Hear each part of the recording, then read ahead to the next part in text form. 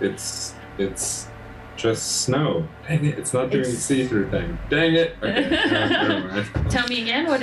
Never when you want it to. One more time. Show me. Real quick. Nothing. Don't worry about it. Put the hay in the window. No, I don't want it I anymore. don't want it. It's not fun anymore. Vivi was mean to me. Vivi was mean. The Canadian was mean to me, and I don't know what to do about it. She didn't even say sorry. Being Canadian sounds like an impossible thing. What is that? Is Sounds like that a lie. You come to this foreign land over here. fictional? Canadians don't exist. They're like birds. We Birds aren't real. Okay, Josh. Listen. Random much, Josh? No, have you heard of the birds aren't real movement? No. Yes. No? It's so good. It started off as a joke and then it became a whole thing. Oh, it's a huge thing now, and I love it so much. The only movement I'm following currently is that frog thing in the UK. What frog? I guess we're just on different sides of TikTok. Apparently somebody, and this is, people try to figure out whether it's true or not, but apparently some guy, hatched a bunch of frogs in his, pond, and it's causing, some serious ecological, damage, because there's too many frogs or something like that. I don't know. That's incredible. That's the gist of what I'm following right now. Too many News frogs. that Vivi cares about. Never such thing as too many frogs. Evelyn, can you speak for a moment? Apparently. Weirdly, there it is. It's backwards. What is backwards? Hold on, I'm working All of on us, this. our lives.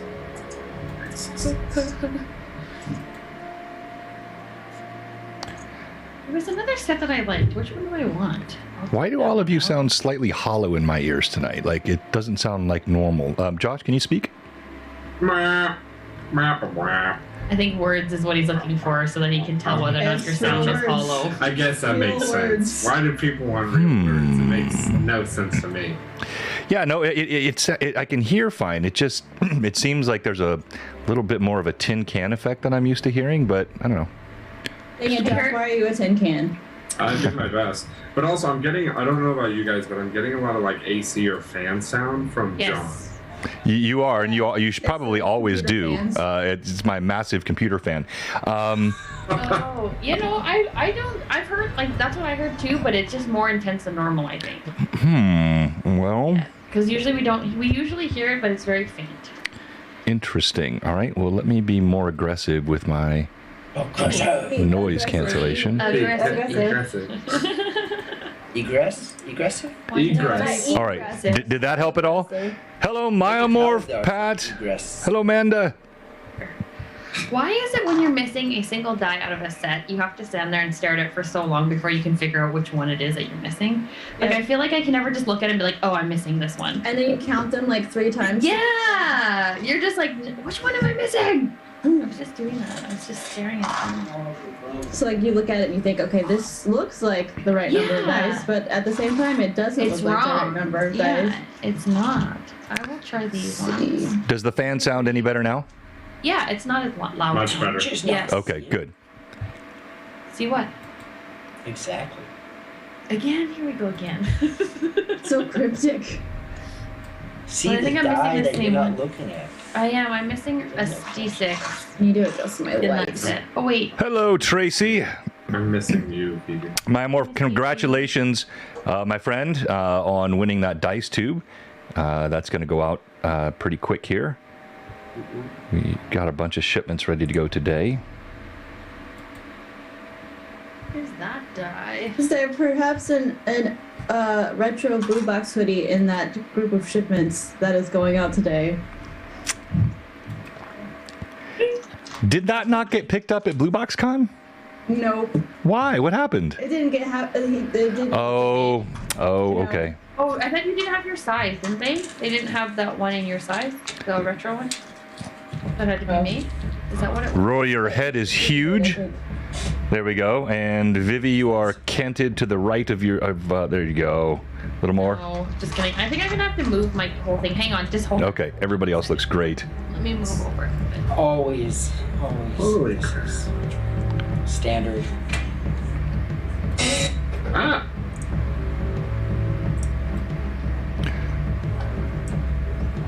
Have you guys heard the song 2002? Yeah. And Hello, Necromantic DM. Welcome. I have never heard that song before. It's really good. I Legitimately. recommend Who sings it? it. Who sings it? Anne Marie. Nope, don't even know that one. Yep.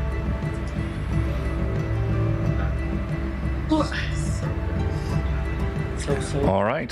The dumb little kobold got it stuck in my head. Oh, snap. There we go. She did it. An imposter one. You look perfect. Absolutely perfect. Is that better, John? It's perfect. More centered? Yep. I need you to move the whole camera. All right. Heal that all. Hey, Dirty Davy. Shot me with a crossbow bolt. Not yet. Maybe. Not yet. Hypothetically. Hypothetically, It is probably. Schrodinger's crossbow bolt right now. It is at a -4, and I'm the one shooting it, so. Didn't even. Oh, that's super helpful, Amanda. That and normally Evelyn does a good job of that. The only thing is that happens is like sometimes the streams that she's not on, occasionally then we'll miss them. But yeah, if we could have a backup, that would be awesome. And you could just send me a. and that- Wait, where the heck did this one come from? Do you ever find dice in your bag and you have no idea where they're from? all right. No. Fine. Like socks. No. Like this one has this is a D4 and it has Elven writing on the outside and then the numbers on the inside. This is not mine. I think Evelyn slipped that in your bag when you were leaving. I know. I gotta leave BB presents. Oh, It's a blessed D4. is it? Let's just try it real quick. Sorry, wrong button. Just wait one moment. Dang. I jade it. It's not her. I don't think it's Evelyn's. I don't think she would part with a singular dice. Like a die. I think All right. With the whole set. that's what I mean. Yeah. Yeah. She would This is what you send wanted me to see. The type that would give me a whole set. She would never give me. You know you can't have a week that goes by without hearing this. I would pick the perfect set for BB too. I would personally curate the ideal set for BB. Because that's how I am. So much. Why do you live so far away? Well, I live closer now than I used to. That's Yeah. true. That's very true. I just Now need it's to only move one now in friend, Canada so- to be more in line with you. I was like, do it. Hello, Becca. Yeah. Or Miss Gimble, you have your Book of Taverns going out this week. Hey, Mike, good to see you, sir. You got the whole crew talking in the background. It is getting hot. I don't even know. It's coming your way. It's already here. Oof. Yeah. Yeah, it's supposed to hit 105 tomorrow. It's been 55 here. You know what though? You know what? It's not -50. It's what I keep telling people at work. It's not -50. Very I'm true. okay. Yes, and in fact, Manda, I have a special. You're getting 2 Pale Lords. You're getting one already painted by the Mike Disney, and you're getting an unpainted one that you can play around with yourself and compare. So that's going to be fun.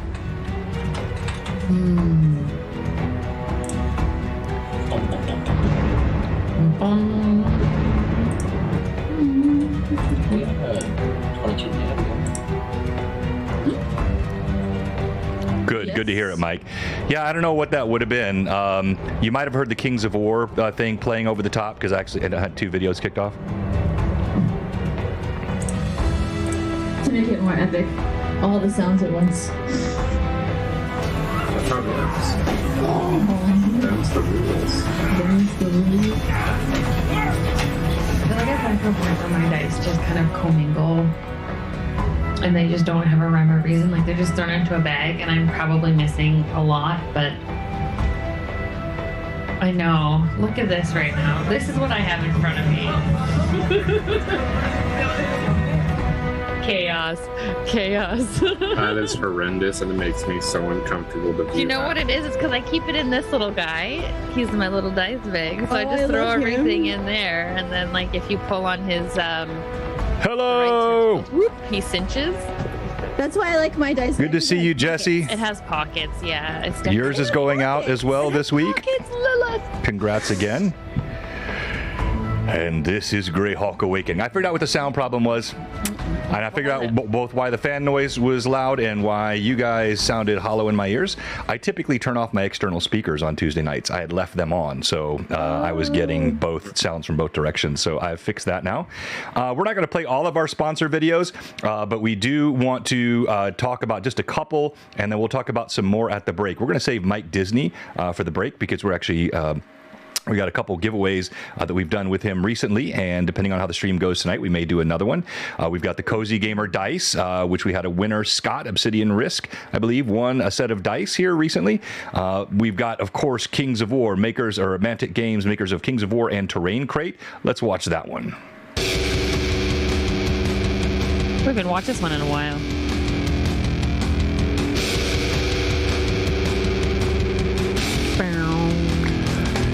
Mantic Games, they're a fantastic sponsor. They are always supporting us. Every time I email Martin over there, he sends another box of stuff from across the pond. Support these guys. They got a cool website, cool minis, all kinds of scatter terrain. Their scatter terrain's very affordable too. All right, and that'll do it for now for sponsors. We'll come back to some more at the break. Let's go ahead and kick it off. Welcome to Blue Box. Thank you so much for joining us tonight. This is episode 22 of Book 2 of Greyhawk Awakening, but it is episode 78 overall of Greyhawk Awakening. So we had 56 sessions in Book 1, and we're already at 22 sessions in Book 2. It's hard to believe. Feels like it's just getting started. I am joined tonight by my august cast. You'll notice there is one member that is temporarily missing. That is Telliadir. Telliadir will be here shortly, and so as soon as he gets here, that lovely Blue Box logo, not the one on the far upper right, but then one next to it, right above Telliadir, that will vanish, and Terry's gorgeous face and newly highlighted hair will be appearing in that window, and we can't wait to have him with us here tonight. We're going to kick off with just a little bit of what happened last time, then I'm going to talk about a couple of giveaways we have for tonight, and then we'll get right into the action. So, Elora, tell us what happened last time. So last time we started off with the party riding on the road, as we are wont to do as of late. We have been doing a lot of riding upon the road, heading north. There was a bit of discussion that was happening,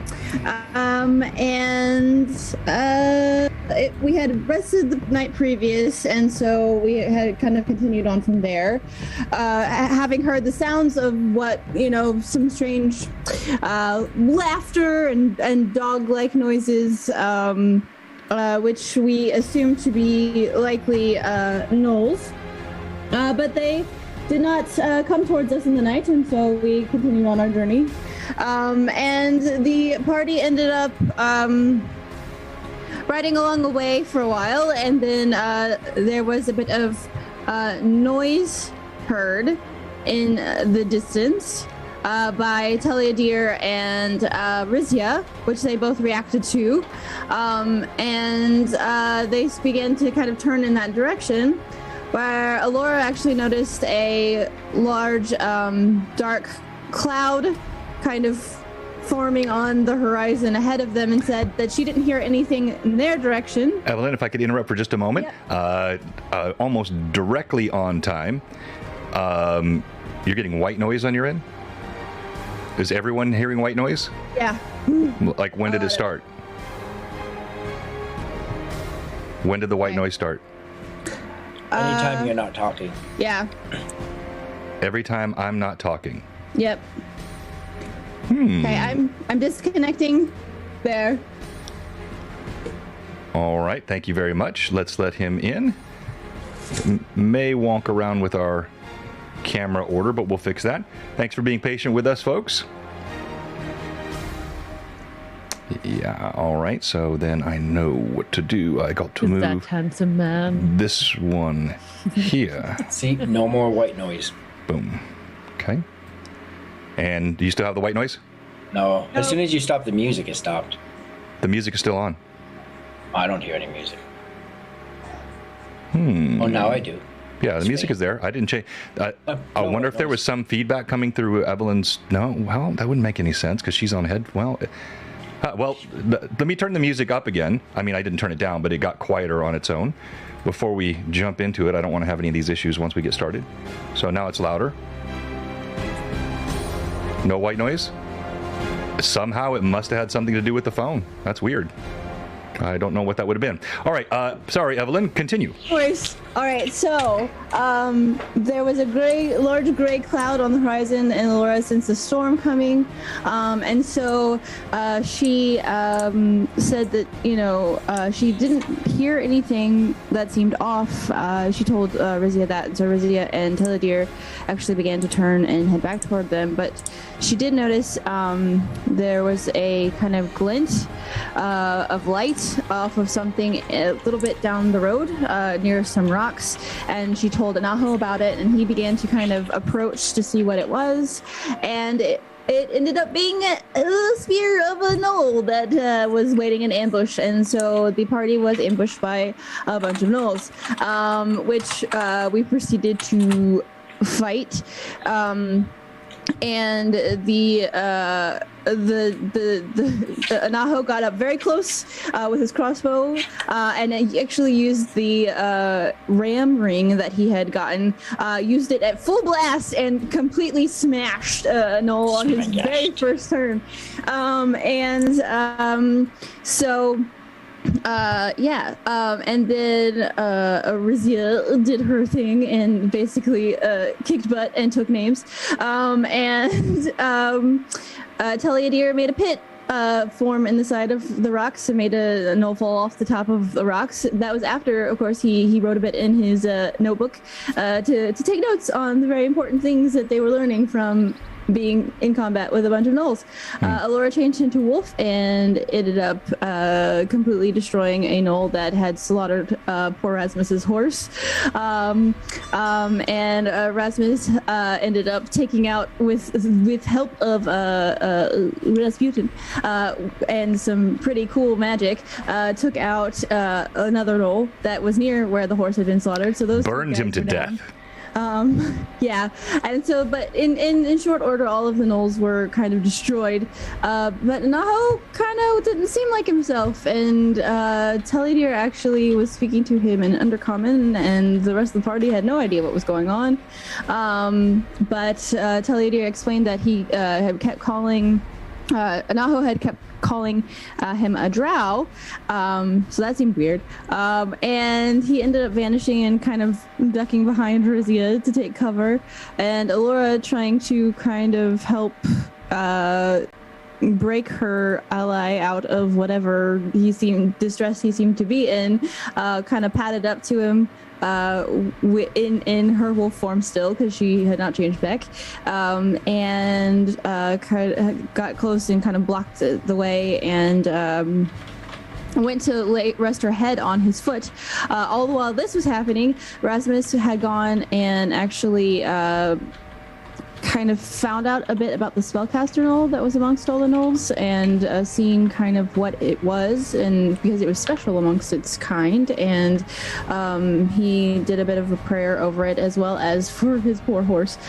So we ended last time with Anaho firing the crossbow toward Alora as she was trying to help him find his way back to himself.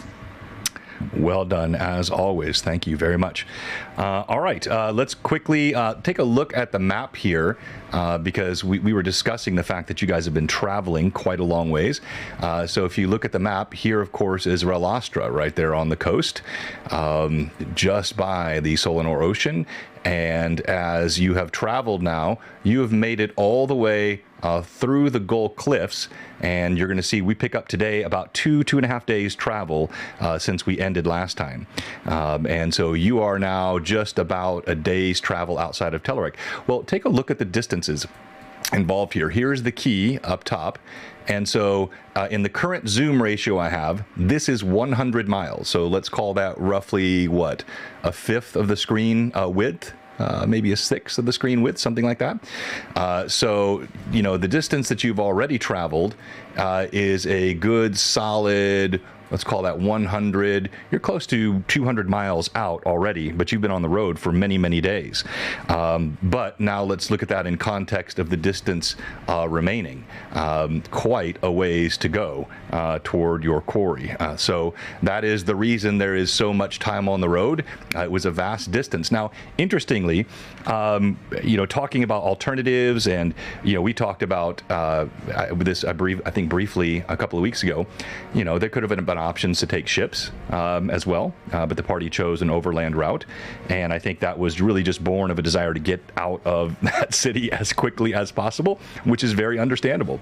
And so that is how we have gotten to this place now, where you are a good close, I think now 2 weeks or so, a little less than 2 weeks on the road. But fortunately, the only remaining party member with the glyph on her hand is Rizia, and she had that glyph reset as part of the escapades that occurred back in Farland. So with all that said, quickly introduce your characters and we'll jump right into it. Let's start with Vivi. Always picking on me. Just kidding. Hello, I play Rizia. She is a half-orc barbarian, level 5. Currently her mission is the glyph and retrieving the item for Drax. And in the search forever, always search for melons. It's just girl can't find melons anywhere. She tries, but happenstance. I just want to roll across a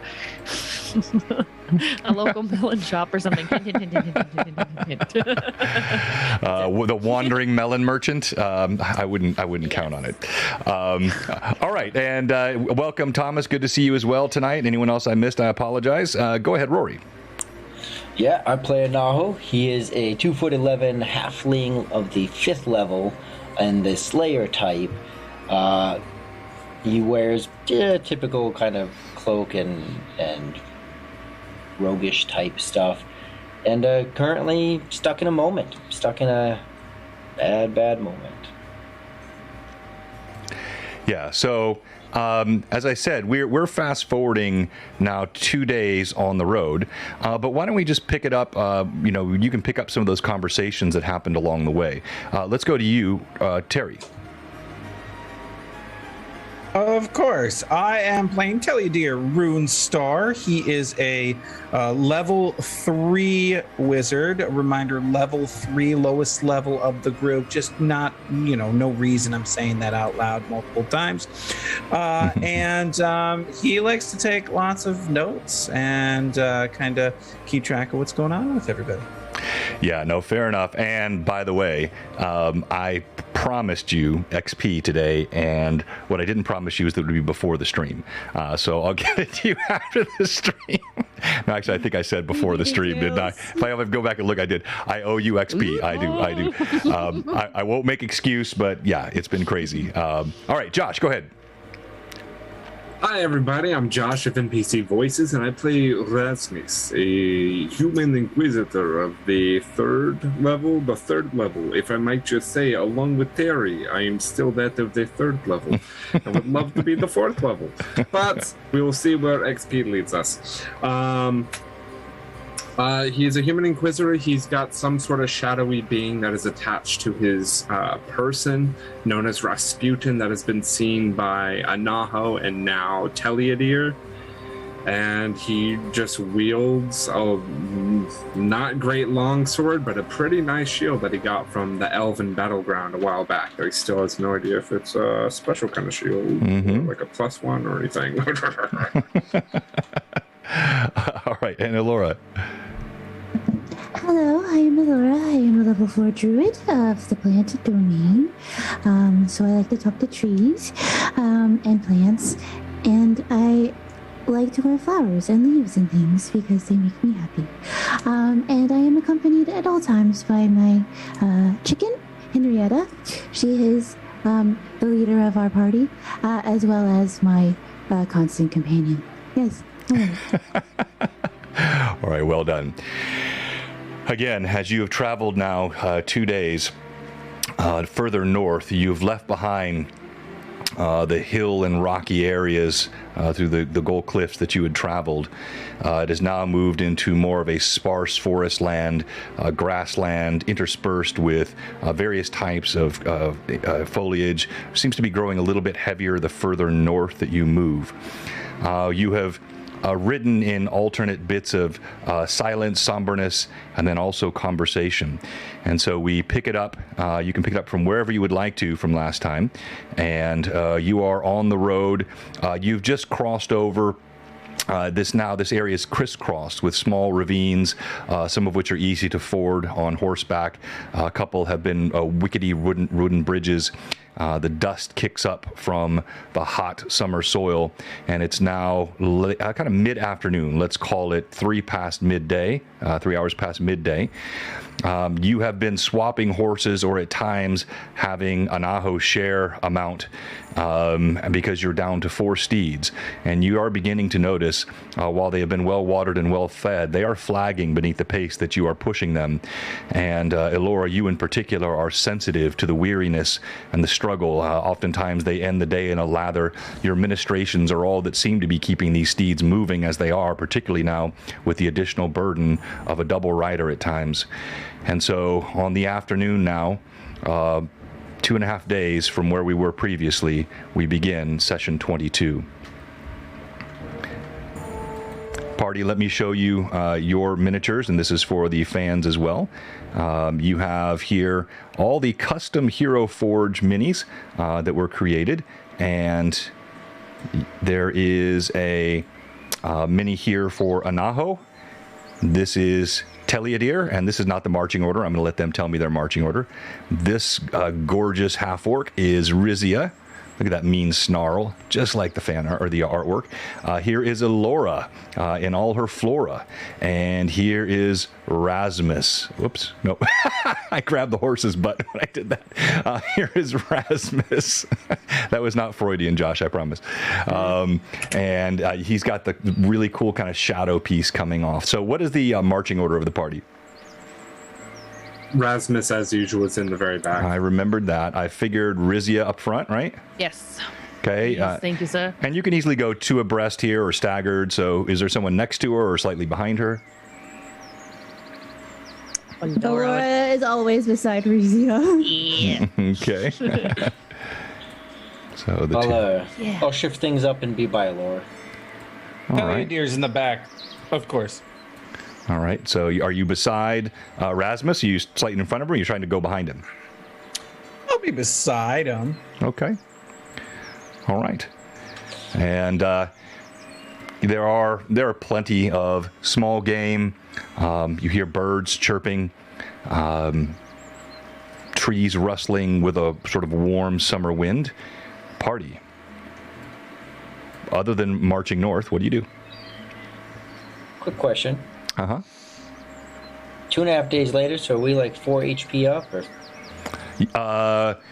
You are resting in bedroll, so you're gaining 1 hit point per day, traveling in that fashion. So you're, let's call it 2 up, unless there's been healing that's been done. And of course, those spells could have been replenished along the way. So, Laura, I'll let you tell us how much healing you could have given in that time and still be fully replenished with spells. So between myself and Rasmus, because Rasmus can also cast healing spells, she would have cast Cure Light Wounds twice per each day. So that would have been for anybody who needed it, and then whatever Rasmus also did. Okay, everybody got that? I need healing. Going. Oh, geez. How did I even bring this? Yeah. So I can do 4 Cure Light wounds per day. So then between the 2 of us, y'all are completely healed. Yeah, y'all are good to go. Wait, did we lose points at some point? I'm sorry. Shut up, Tally. Get out of here. Only those that actually engaged in combat instead of taking notes. Yeah. Question: did I get hit by the bolt that Anaho shot directly. I looks over at you skipped us Okay. ahead really quick. So 2 days we don't ago. know. Yeah, please go ahead and actually rewind the tape. I completely forgot about that. I should have gone back and re-looked at the We were all kind of a little bit confused. Yeah, well, you should have said something earlier, guys. I mentioned it even before we started tonight. Well, Evan Okay. did mention it in the review. Stuck in. Well, you know, I'm sorry, Terry. I'm just running all the technology here. I must have missed that part. Get it together. Okay, all right. There you work Oh, on audio. well, this shows Josh. how flexible we can be. No, John. I'm sure like all the viewers are like they're waiting to see what was going to happen last time as well. So that is only appropriate. Not that one. One more. So as And we carry poor it's that one. Alora's body on the back of the horse. Why do you think I'm riding next to her? Yeah. All right. So just remember all the descriptions I gave you, all that eloquent stuff in a little bit. Now you are still rain-soaked on the path. Yeah, it was a yes, that's it. This is the flashback to that night. But no, now it would be spoiled because okay. All right. So Rory, why don't you go ahead and replay what you did last time? You see here Rory with the crossbow pointed directly at Alora in wolf form as the rest of the party stares on in horror. Yeah. So we left it with me rolling at a -4, a clumsy shot, wiping water off my face as intensely as possible. Got to stress that. And I have Wolf AC right now, not Alora AC. So there's that. Wolf Right. is 23. No. No. No, it's 23. Roll to hit. Here we go. That one. Crossbow Nope, not that one. plus a lot. Wow, I didn't realize that.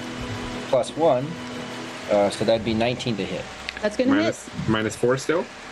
Oh, good point. So Thank you. 15. 15 to hit. That's still gonna hit. 'cause Yeah, I'm no, rolling- just dang it. And it's point is blank. wolf safety. It's a wet crossbow. You're stumbling, but it's literally point blank. And it's not as though the wolf has armor. And Alora was making no evasive efforts. She was in wolf form. She was really trying to be persuasive. She laid her head on your foot. That's what you said when I came back. You said that, and I was like, what did Henrietta do? I don't remember that. No, okay, got it. All right, fans, please forgive your DM. Juggling lots of stuff here, but we are back on track. All right, so roll damage.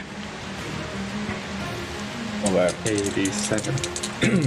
So I've been forgetting this. Oh, well, I actually haven't been hitting, but I also have slowing strike. So for damage, it is wet. It is hard to hold on to my crossbow. I did a whole 2 points of damage. And for 3 rounds, you're slowed. All right, so as he stumbles, squeezes the trigger, it's not a straight-on shot. It grazes across your shoulder, but opens up a nice red wound in the fur. Blood starts seeping down, and Alora, you feel strangely as though you're moving through water. Rest of the party, how do you react? And let's start with you, Rizia. You're closest by. She'll stand in between. She'll just like take a step in between. Telliadir. So, Telliadir, I was still invisible at the end of last time, right? Evan?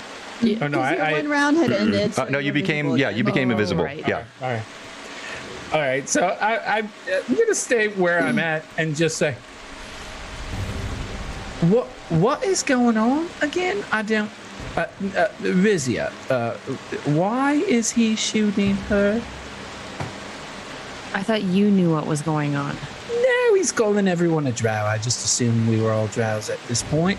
I'm just curious. Maybe this is some sort of game you all play that I wasn't aware of prior to joining you on this journey. You are some strange folks. Elora. Sorry, while you guys are talking, you can continue, but this is all simultaneous action, and that was a lot of speech. Elora, what are you doing when this bolt hits you?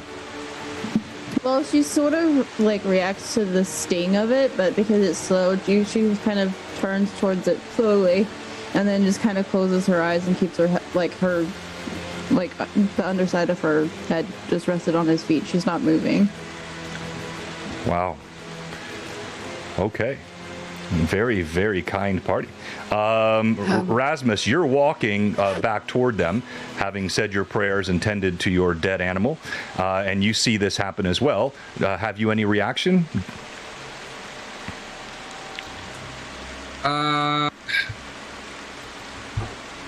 DM, could you please describe from my walk, and especially through the hard-to-see rain, what exactly would I be seeing as I walk up, or even in this trek? Would I have seen? Yeah, no, good question. Good question. And so before I say that, let me thank you, Trollord Games, raid of 29. We appreciate that so much. Our friends over at TLG, and of course, their content with the World of Aird will be debuting here in a campaign setting on Sundays on Blue Box here in the next couple of months. And so we'll be, as we replace our Rune Lords campaign, we're going to be launching that brand new campaign in the World of Aird with all the content that I got from our friends at TLG. Chuck and Steven, great sponsor for us. Thank you so much, my friends.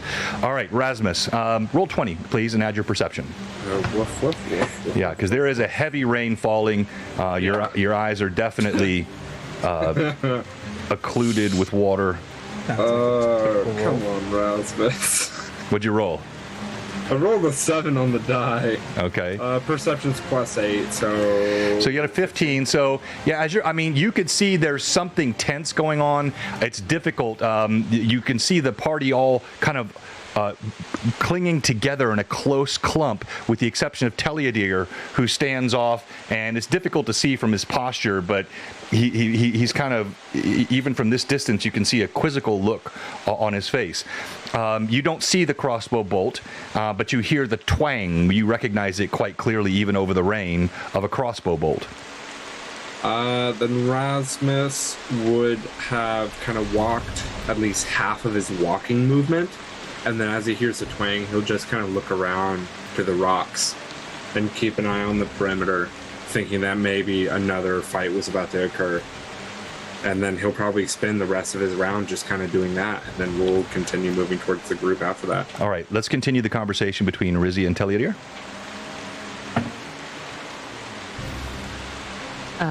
That's definitely not something we do.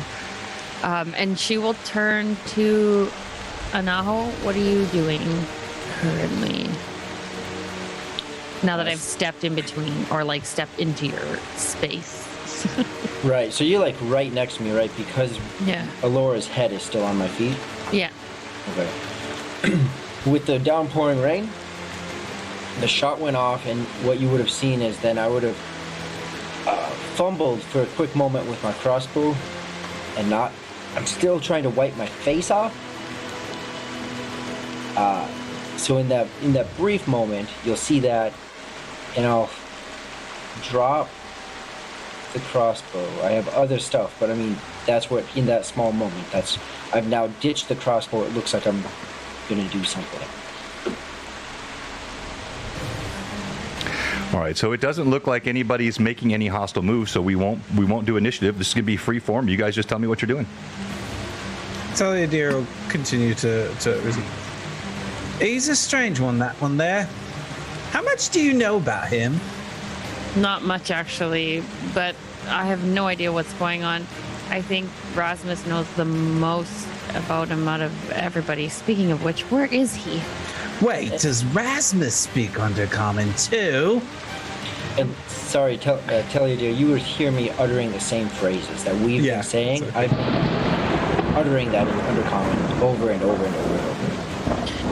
I don't remember if he speaks Undercommon or not.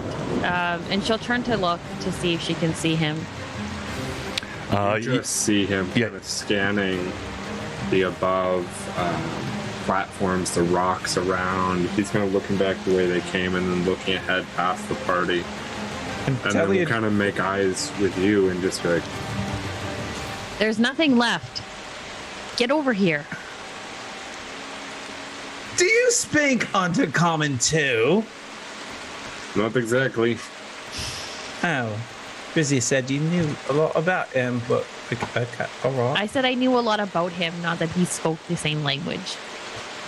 Well, or no, that he knew the most about him, sorry. One should be able to speak the same language as somebody they know a lot about, don't you think? No, that's just you. Hey, I suppose you're right. I'm gonna go to back away as you guys talk.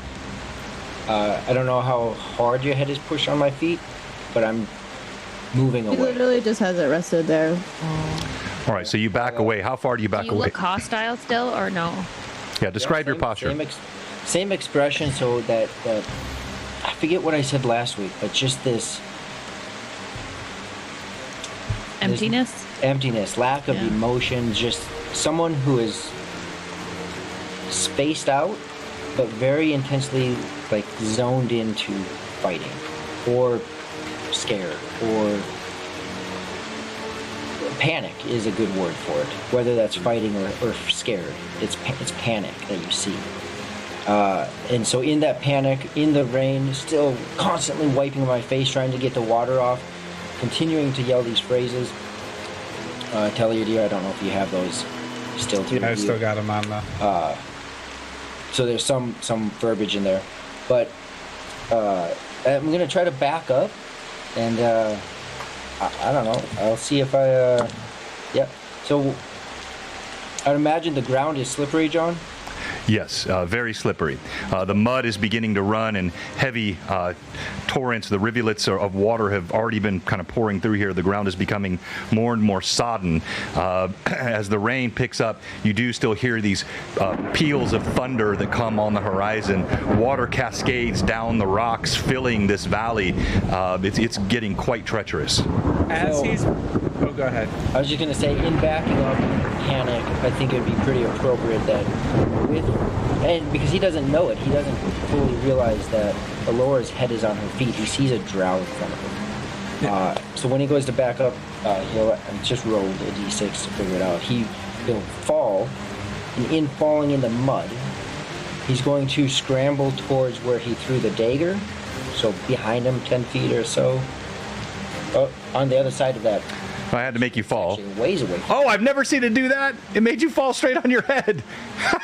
That's awesome. I don't know how I did that. So yeah, on the other side of the creature there, he's Okay. scrambling towards his dagger that he threw and missed the creature with. Okay. If I see this, would I be able to race him? Oh, yeah. I mean, he's slipping and sliding. He fell prone. Now, I'm not sure you would know exactly what he's racing toward, though. So why don't you make an intuition check? Actually, do a sense motive. Do sense motive. As you're walking backwards, Rory, I'm gonna switch back to Undercommon and just say, "Who's Mizrin?" Who?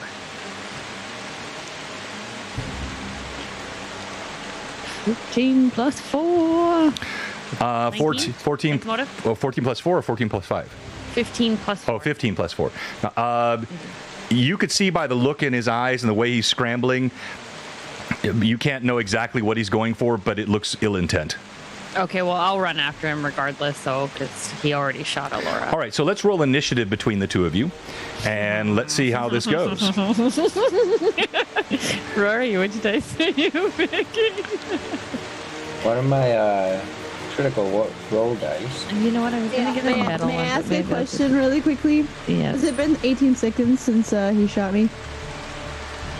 Has it been 18 seconds? Yes, because we did. I'm going to say, like, we're like in 2 to 3 seconds. You had like a few seconds of dialogue, and then he fell, spun. I mean, let's call it for all its intents and purposes, Since yes. they were talking for a Yes. bit. Yeah. Mm-hmm. Or, so Laura's no longer slowed. That's what. Yeah. I knew what you were asking. Okay. Yeah. 3. Yeah, same. 3. Okay. Roll again. Beat What'd you this. roll? I got a 1. I rolled a 1 too. Oh my goodness, you gotta be kidding me. Snap. Okay. Okay, what'd you get? I rolled a 4. Okay. Yeah. All right. And so as we resolve this, the question came up in chat. And now that we have a lot of folks on, we have 2 giveaways tonight. We're giving one of these Ferox Fabrication Blue Box Custom Evolution mini holders. These things are incredible. The Art of Mike Disney has one now as well. You could be, I believe, the second one to have one of these from Blue Box. So we're giving that away tonight. And then with the raid by Troll Lord, we hit over 80.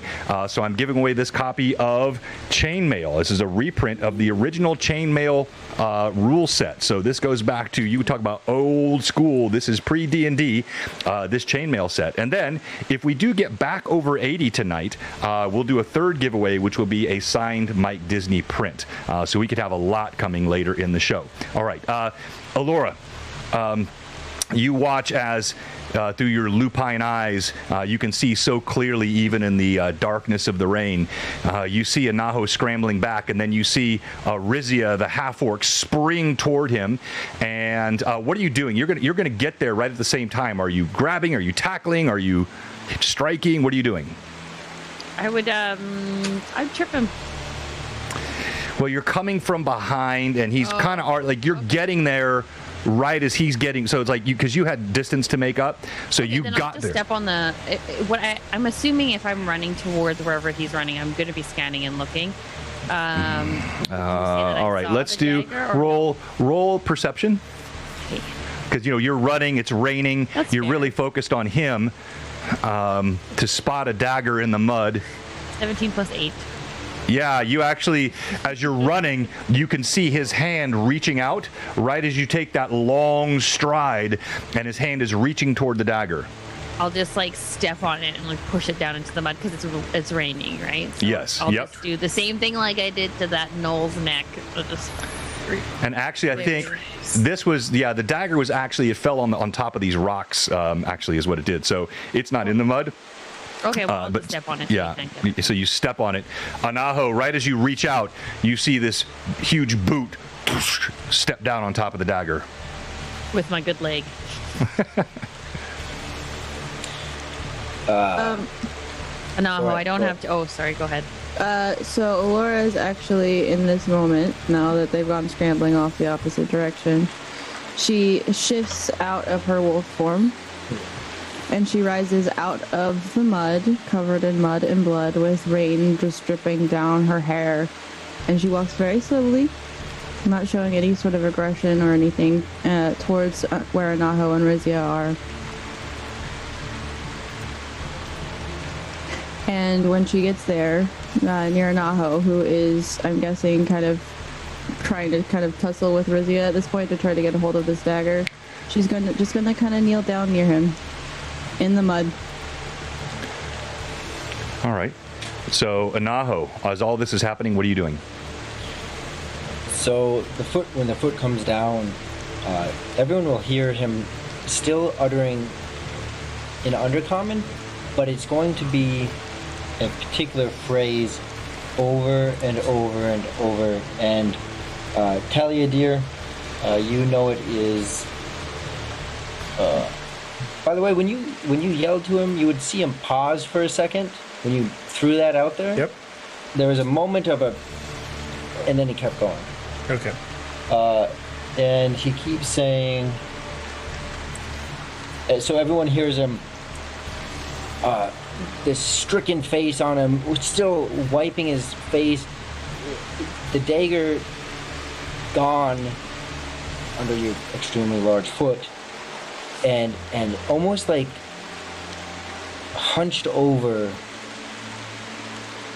If you imagine someone who is pleading, but then remove any kind of tears or any kind of sadness, it's just there's this plead without the emotion. If that makes sense. And Talia, you hear him continue to you understand the phrase of him saying, swim in your own pool. Swim in your own pool. And he keeps repeating this in Undercommon. As he's not even reaching for the dagger anymore. It's there, and he's almost hunched over as in a form of surrender, so to say. But he's... I don't know. Yeah. Seeing him like that, Alora will kind of reach out very slowly. She's not trying to do anything sudden. And she'll just kind of rest her hands on top of his shoulders and she'll cast Lesser Restoration because she doesn't know what's going on, so she thinks that perhaps there's something affecting his mind. And so it's just warmth from her hands. You reach out, rain soaking through. Are your wing gloves? She has some leather gloves on, yes. Yeah, rain soaking through your leather gloves. You reach out. You can see even from here that Anaho is trembling. You touch him and pass your magics through his hand. As you do so, you feel a warmth, Anaho, suffuse your body.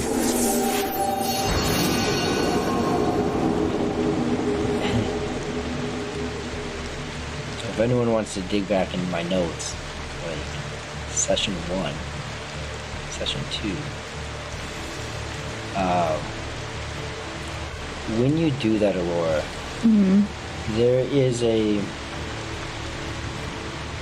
still in the hunched over, ready. I don't know if you would know. I imagine you would, but I don't know. It looks like he's anticipating something happening to him.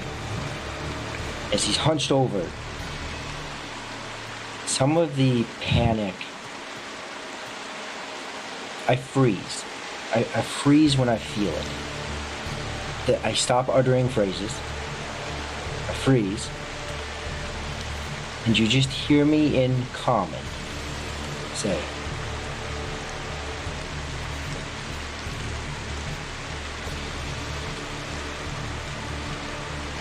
"What? Why? How is Moria here?" And I'll look up and I'll see Alora.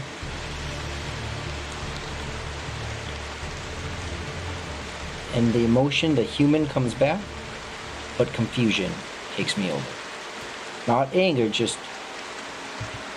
I've only felt that particular feeling one other time when Anaho blew up on Moria for doing that. And so I'm just confused. What is going on there? Moria's dead, Anaho.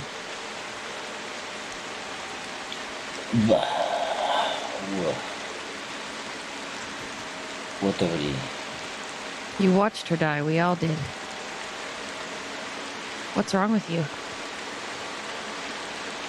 Wipe my face off. Nothing. Nothing's wrong with me. Where's my stuff? Something clearly is wrong with you because you just attacked Alora and then called her Moria.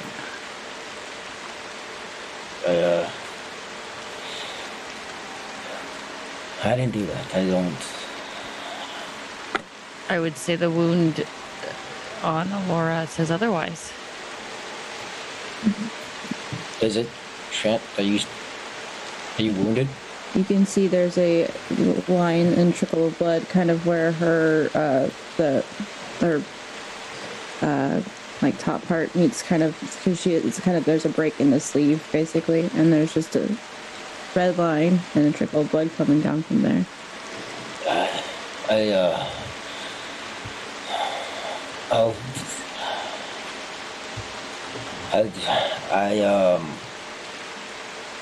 I need to get out of the ring. Can we... Let's get our stuff and go.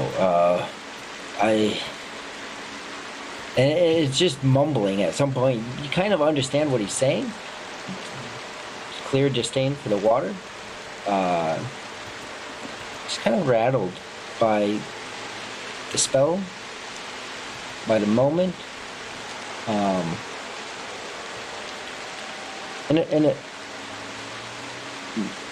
Laura, I'd hope that you're, and I'll reach out towards you and pull my hand back. I hope it's not too bad.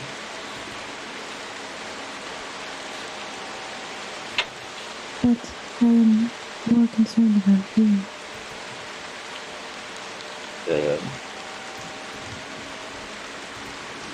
You saved us.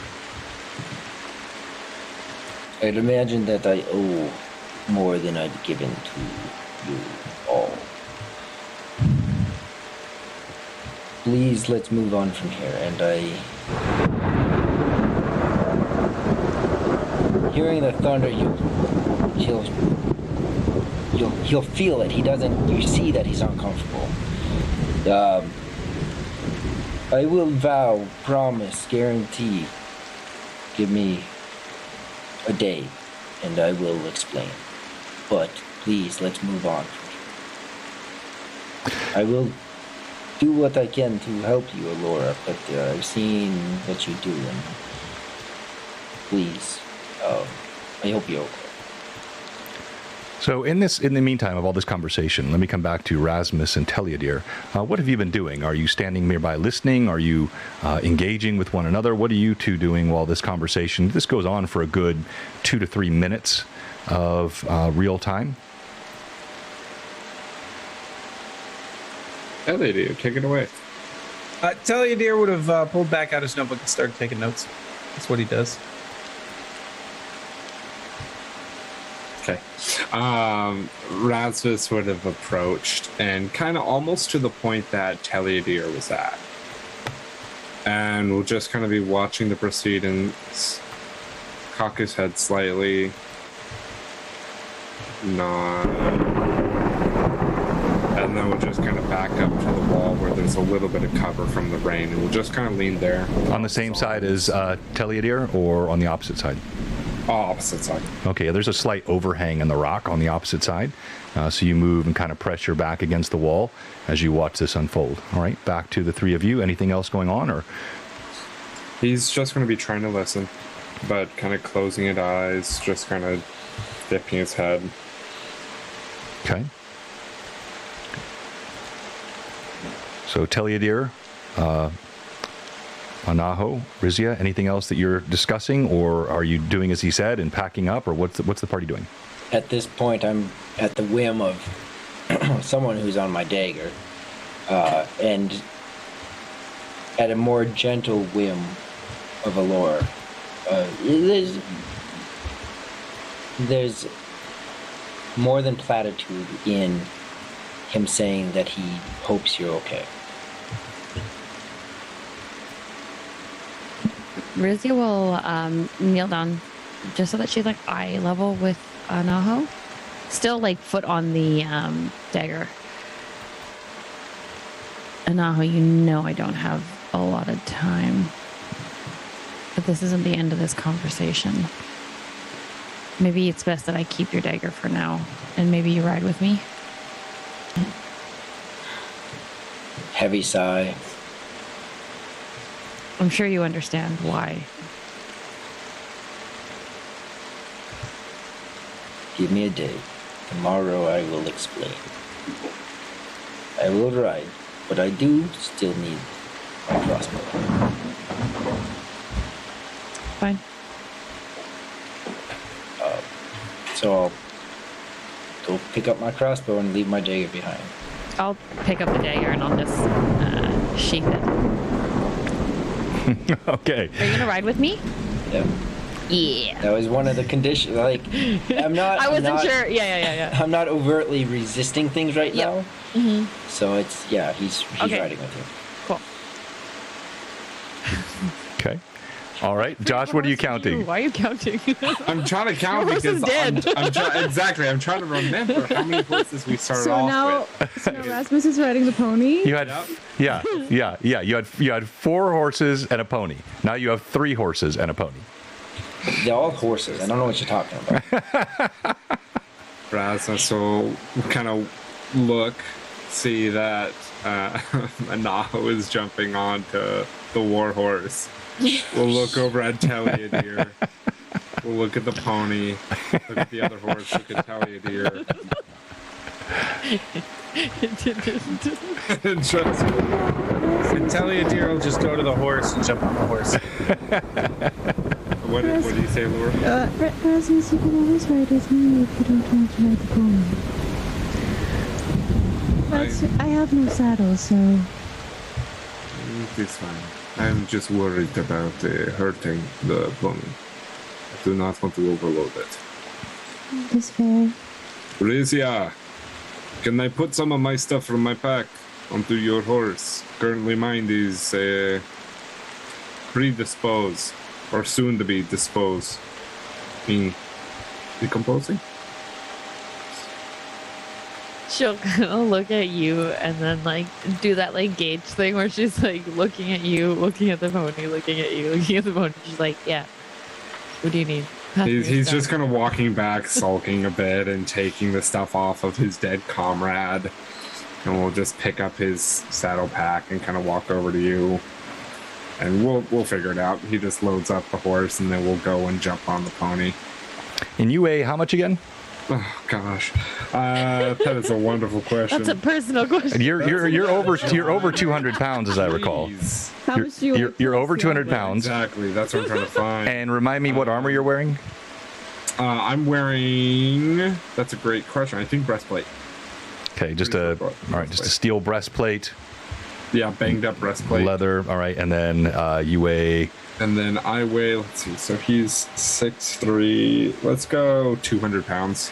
Well, he's 6'3". Give me your strength and constitution. He is a 19 in strength and a 16 in con. No, you're 6'3", 225 at minimum, my friend. Sorry, 6'3", 230. Yeah.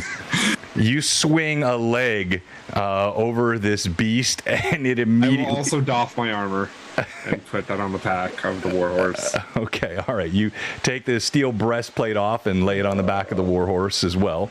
You slide a leg over the pony. You hear the creature groan and kind of whinny. You feel the back sag a bit, and your feet are like this far off the ground. No, he right as he hears the groan, he's like, okay. I will take you up on that, Laura.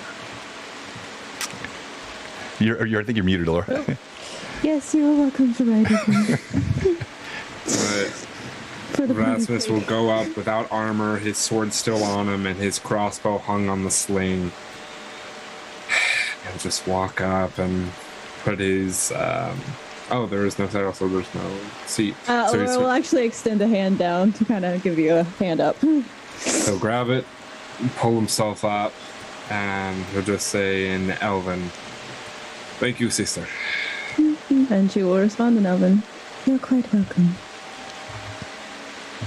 He's now hands wherever you feel most comfortable, Evelyn, which I'll leave that to you. On hips or side or shoulders or neck, whatever. She's good. That's fine. She's good for that. Yeah, don't say poor Beastie honored first. The pony just absolutely outsmarted Erasmus, and this beast now has way too much. This beast now has nothing on its back. Everything's been moved onto the horse. It's got no rider. It is unburdened, and all it had to do was groan a little bit, and he hopped off. Rope on it. Don't buckle just a little bit. Don't think those of the equestrian family cannot be smart and sometimes cantankerous. All right, so with that now, well played all. We're going to go to where we picked up at the beginning. So I want to remind all of our viewers tonight, one more thank you to Trollord Games for the raid tonight, and thank you, Chuck, for popping in the chat. We have two giveaways I mentioned earlier. We have this Ferox Fabrications Evolution mini painting holder, custom laser engraved with the Blue Box logo, and we have the Chainmail original guide. This is a Lightning Source reprint, but it's the original rule set for Chainmail, and if we hit 80 again, as we hit earlier on the stream, we'll be giving away a custom Mike Disney signed print. With all of that said, I had one other announcement I was going to make, and I forgot it, so it wasn't that important. Party, you head further northward, and now it is 2 days later. It's been an interesting journey. At times, idle chatter has prevailed, but there has also been a sort of taciturn silence coming from Anaho, clearly troubled by something. He occasionally speaks. He's abashed, you can tell, by what happened, but really uncertain as to how to respond. As the 2 days have gone by, slowly that begins to open up, and it is a hot summer afternoon as you arrive at the passing a series of bridges that I already referenced, and you find yourselves in this late afternoon, as I said, about 3 hours past midday, and you are now walking further north, headed probably about a day's ride from Delaric. How many days would you say that I have on my glyph again? So you were about a day and a half, I think. So let's say there are 4 days down on the glyph. Okay, out of 30. Out of 30 days, correct. So you can see the glowing D has begun to sort of move slightly, and there's now grayed out. You've seen this process happen before, and it's happening again. Yeah. Okay. It's Terry. I giggled at Josh. I just, as soon as I said it, I knew. I can feel it and coming off you guys in waves. All right, just stop, guys. Just stop. I didn't say anything, actually. I actually completely missed that one. So that one flew over my head. So whatever is happening. You don't have to say anything. It's just your influence, Vivi. It's just your influence. Oh, I remembered the other thing I was going to say. How could I forget this? How many days I have left to die? How could I forget this? I knew the other thing I was going to say, especially with all of the folks that came in from the Troll Lord raid. If you're watching us tonight and you haven't given us a follow, or if you're a follower who hasn't subbed, or if you're a sub who subbed expired, and there are many of you, we have one question for you tonight at Blue Box. What are you doing? Come on, give us a follow, give us a sub. All right, before I let you resume the role play, I had a nice visual illustration here that I thought would aid you. So if you'll look back to your screens, the pony on the right, this is what it did look like.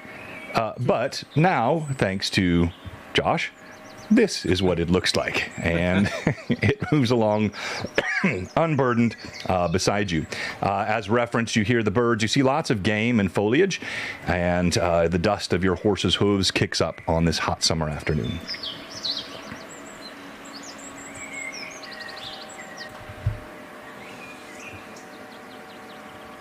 Hello, what girl is knowing? Hey, Chris?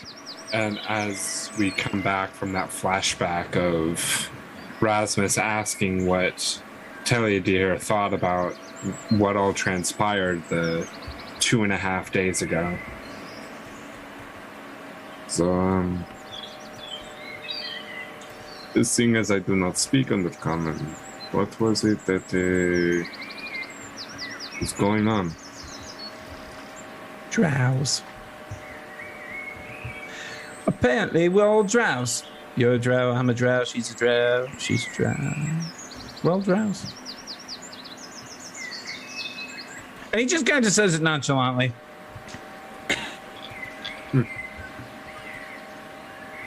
Yeah. Is this like a cultural or a undercommon thing that I would not understand, as I am not under, but I am common? No, it's something he said, not me. Apparently, according to him, we're all drows. Now, truth be told, I've never been called a drow before, so it was an interesting situation, but I don't know. He's an interesting cat, isn't he? You know him well, though, apparently. Rizia told me you know him really well. You're good friends with him.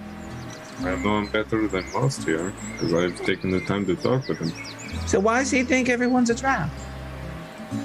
I got to this situation late. That's why I'm asking you. I don't know. Yeah, but see, something like that should have been discussed ahead of time, don't you think?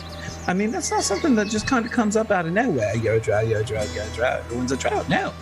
That's something that's generally talked about ahead of time.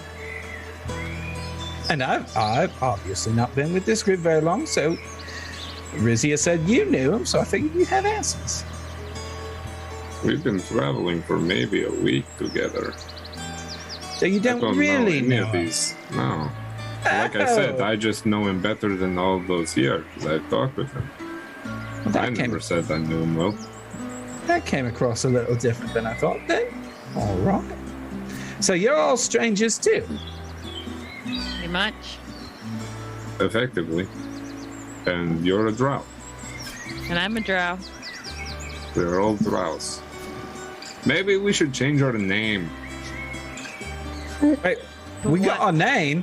What's our name? We've got the name. Well, that's what I said. And that name is? Rizia, please, as the leader, take it. Rizia, please, as a leader, take it. I like it. It kind of rings off the tongue really nicely. I Rings think off you're the tongue. mistaken. I am not the leader here. And then she'll turn to Naho. You're still on my horse. You said give you a day. It has now been 2 days, so we need to talk. 2.5. 2.5 days. Thank That's you, 2.5. Rasmus. Practically free. So what's the deal?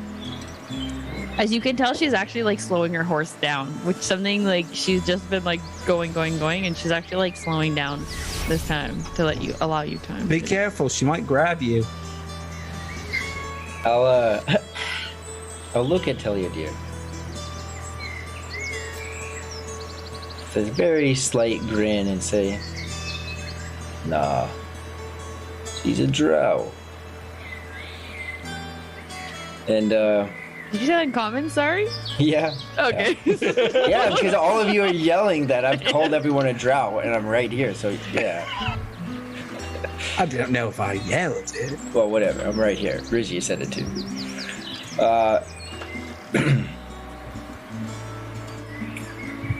I don't know the equivalents for you. So the best example I have.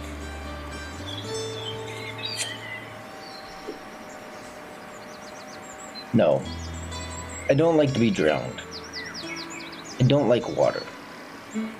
I hate water.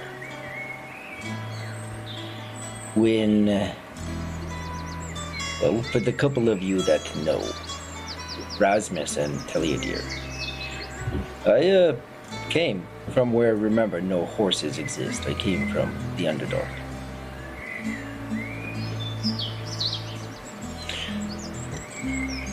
Telliadir, I am not sure if I heard correctly. Did you ask me who Mizrim is? Indeed I did. Mizrim is a particular house of drow. Mara Mizrim is my master. A vicious and vindictive drow. I don't like to be drowned. I don't like rain or water. And perhaps if any of you have experienced a flashback, a memory in the moment, that is. And I'll look over at Alora, and you'll see just my face drop. And I'll look away. That is kind of the best I can explain. But if you ask questions, I will answer. But I would like my dagger back now that I told you.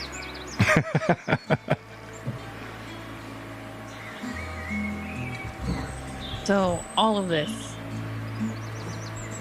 is from water?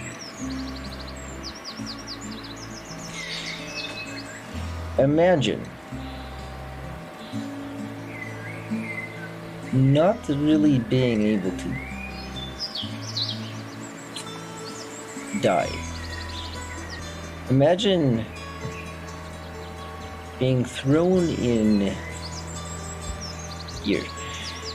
Alora, that horse over there, the short one, you call it, what do you call that? That is a pony. That is a pony. That's odd. And these big ones, these are horses. Yes. That little one is less than these big ones. No. So Just in the world, smaller. yes, but in the world of the drow, it's less. So, we, lessers, slaves, are either entertainment or tools. I am just a good tool. And I was sent to as you know, bring back a runaway. What holds you to them? Why must you serve them?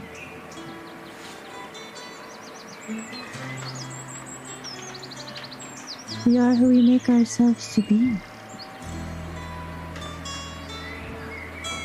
Unless you have a glyph on your hand. But Imagine that glyph. Internal. Not a spell. I don't know how to explain this. I have 187 years of this. Ever since I can remember, this is what I've known. Darkness, caves, water, drowning, healing. Not like the healing that you gave me, though. It's not warm. It's not like the healing Maria gave me or you gave me. It's different. that sounds horrifying. It is but a sliver. So, you make yourself useful, and if you don't, you die. You don't have to. I've never seen anything different to show me otherwise. Maybe, perhaps, you haven't had a chance to look in the right place yet. Look back at Allura. Softened face again. It kind of goes back and forth, but when looking at you, it softens. Perhaps. Maybe. Maybe. How's your shoulder doing? It's fine. I just rubbed some mud on it. It feels well. That is different. I should have learned that one a long time ago. But, be fortunate I was scrambling. When I hit, that's not good stuff. I am glad you did not hit me more directly. Yeah. I would probably have been a little more upset about it. Yeah.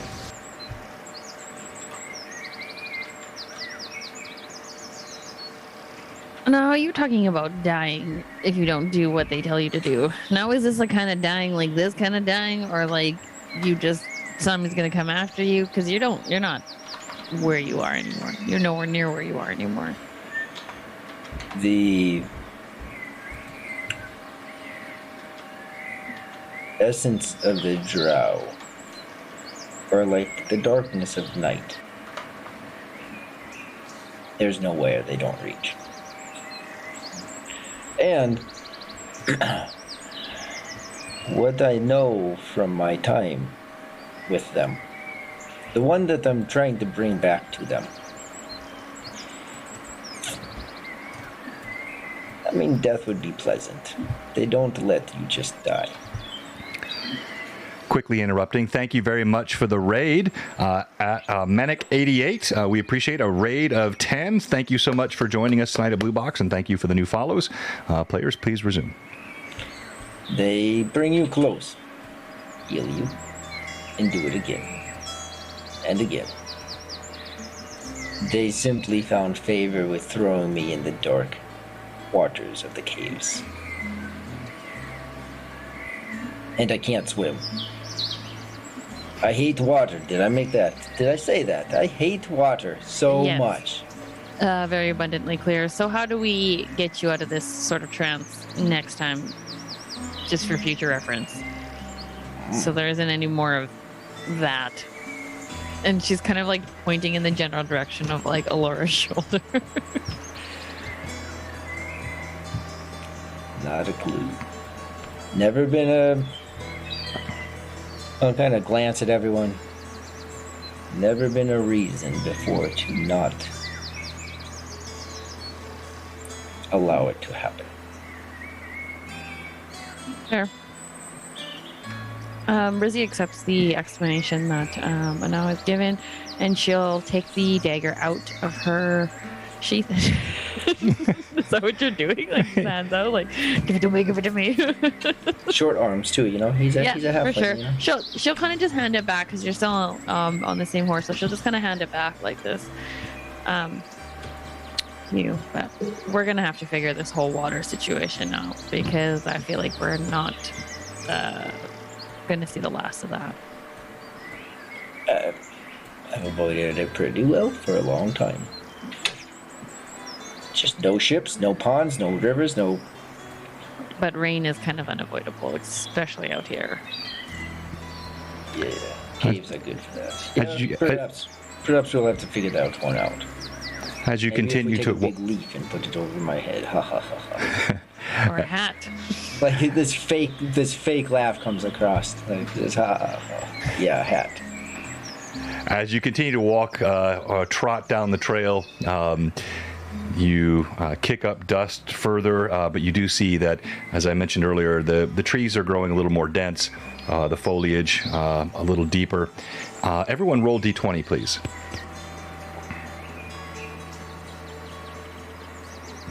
14 plus something. Give me your base roll, please. Yeah, just 14. Okay. 11 on the die. Okay.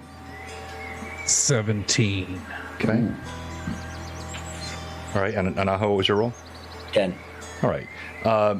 So, almost at the same time, as you're walking along, Elora, Rizia, and Teliadir, you note something of interest off to your right. Several hundred yards in the distance, you can see a lone, what looks like either a wild or a horse that's out in the open, grazing to the right. Here.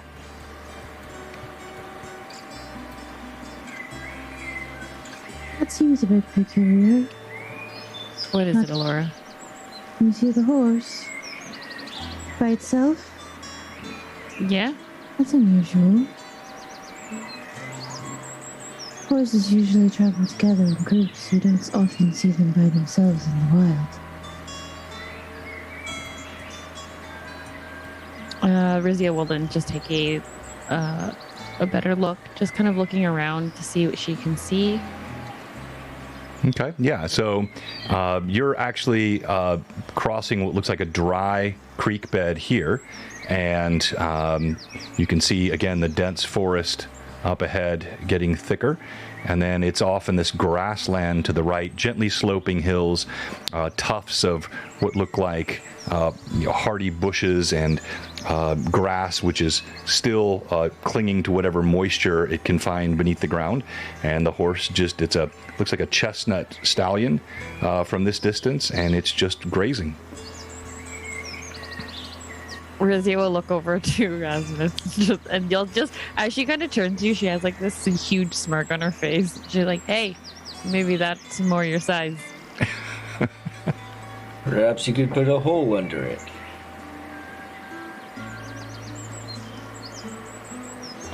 Rasmus will peek out from behind of Elora.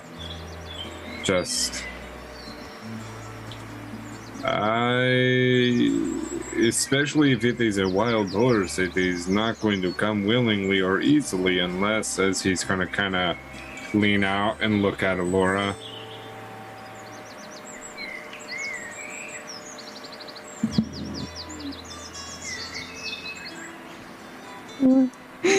I think he's hinting at you, Elora. Yes. Are you wanting me to go talk to the horse? I mean, I do not wish to force the animal, especially if it is a Mustang. It is not going to want to come willingly. Well, we could approach carefully. I could approach.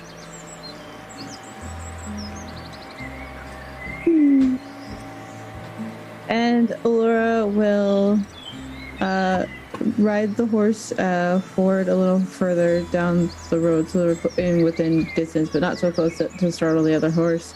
And then she'll dismount and just begin to slowly walk towards this horse. Okay, and you're going alone, is that correct? Anyone going with her? I mean, I'm on the horse. All right. Alora, Rizia will go with her. Oh, okay. Rizia's going to. Herself, yeah. Okay. Rizia, you accompany. But she will let her, Laura take the lead. Like, she's just following, like, a good distance. At what distance? Yep. I said at what distance? Or on the horse. On foot. Okay, because I'm on the horse. I know. Sounds like I'm already with Alora on the horse. Are you, Alora, sorry, did Alora get off the horse? Yes, she did. Okay, yeah. She rode closer, then she dismounted. Oh, Okay, yeah, then Rizia will follow suit, yeah. But she's giving enough distance where, like, the horse, she's not going to spook the horse. Okay, so again. Close enough in case she needs to be. At what distance? How many feet are you trailing behind her? You're not giving the DM choose for me. DM. I'm going to start tiptoeing towards, let's just say, like 30 feet. Oh, 30 away. feet. Okay. If she notices, however, that the horse does get spooked, then she will back off a smidge. Obviously, just paying careful attention. And may also just mention, just for formality's sake, that Henrietta is in a safe space. Nowhere near in danger, probably with Rasmus. You think that's a safe place with Rasmus? Turn around, Rasmus is tearing Henrietta apart. Maybe not. Okay, so Elora, as you begin to approach the beast, you get about 20 yards away, 30 yards away, and you could see it twitched its ears a couple of times. It was aware of you some distance before, but was not bothered to lift its head. You see, you're very keen. You notice at one point it stops chewing, just keeps its head down as you get closer, but then it just continues to chew away. You continue approaching? So before she continues on, she's going to cast Speak with Animals on herself. And she is going to say, hello.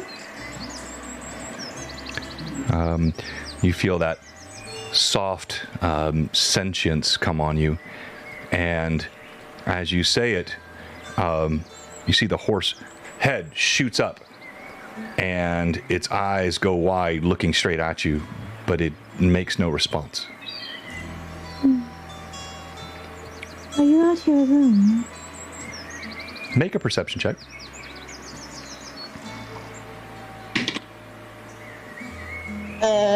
That is a 16 plus 17, so 33. Yeah, okay. Even from here, you can see that by the look of this horse, this is not a wild animal. But you also noticed what looked like claw marks or scratches on its left haunch.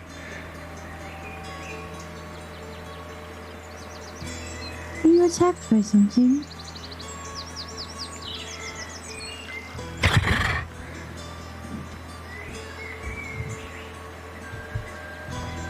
It can speak, so. Yeah, I know, but he's not.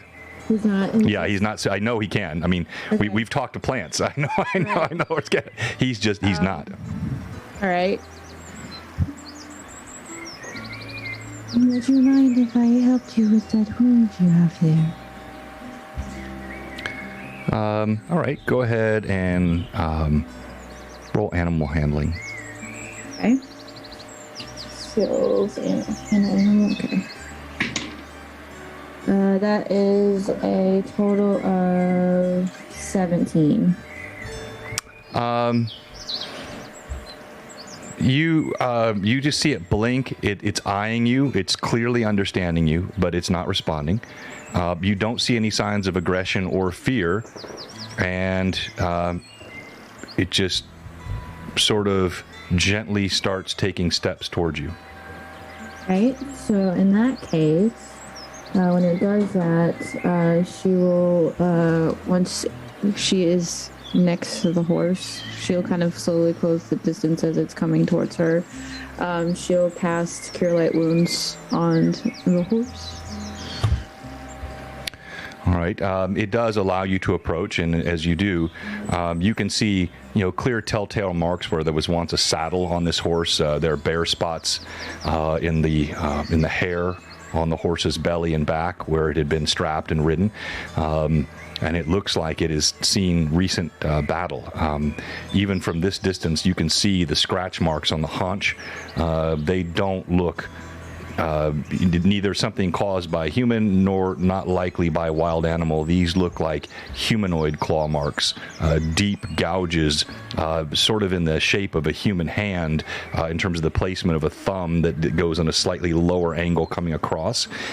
And it allows you to place your hands on it. As you do, and you cast your healing spell, you see the horse's eyes go wide, and the light heals and closes the wounds.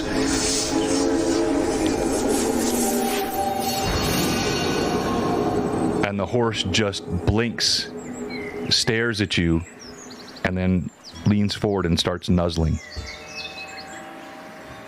I hope you do feel better now. Would you like to come with us?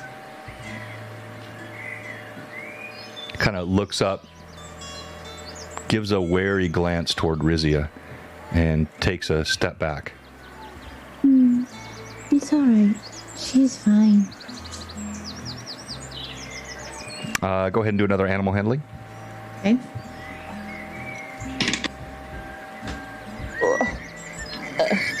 The trait. Let's try that again. Alright, so that one is a 24. It flickers a very intelligent glance. You're sort of perplexed why it's making no effort to communicate, but it then just sort of trots up next to you, and in moments, the rest of you are back with the party. And Rizia, do you wait for them to get to you, or do you start walking back to the party as they're approaching? You definitely saw the horse wary. I'll wait for them. I'm not a fool. I'm not gonna backtrack. I'll wait for them to come to me. The horse kind of walks on the other side of Alora as you make your way back to camp. The rest of you see Alora approaching, and you now see the same things that she saw. You can see this is clearly not a wild animal, but it is a steed which has seen some difficult days.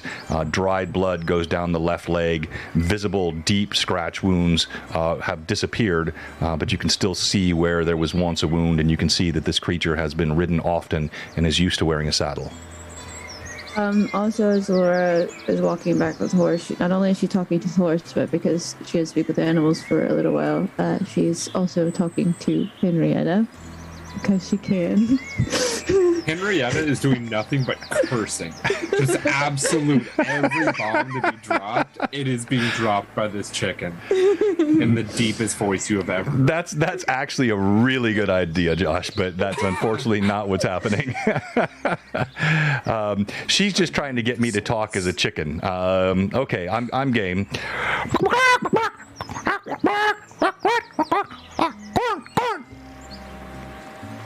What? Corn! Oh, you want more corn? Okay.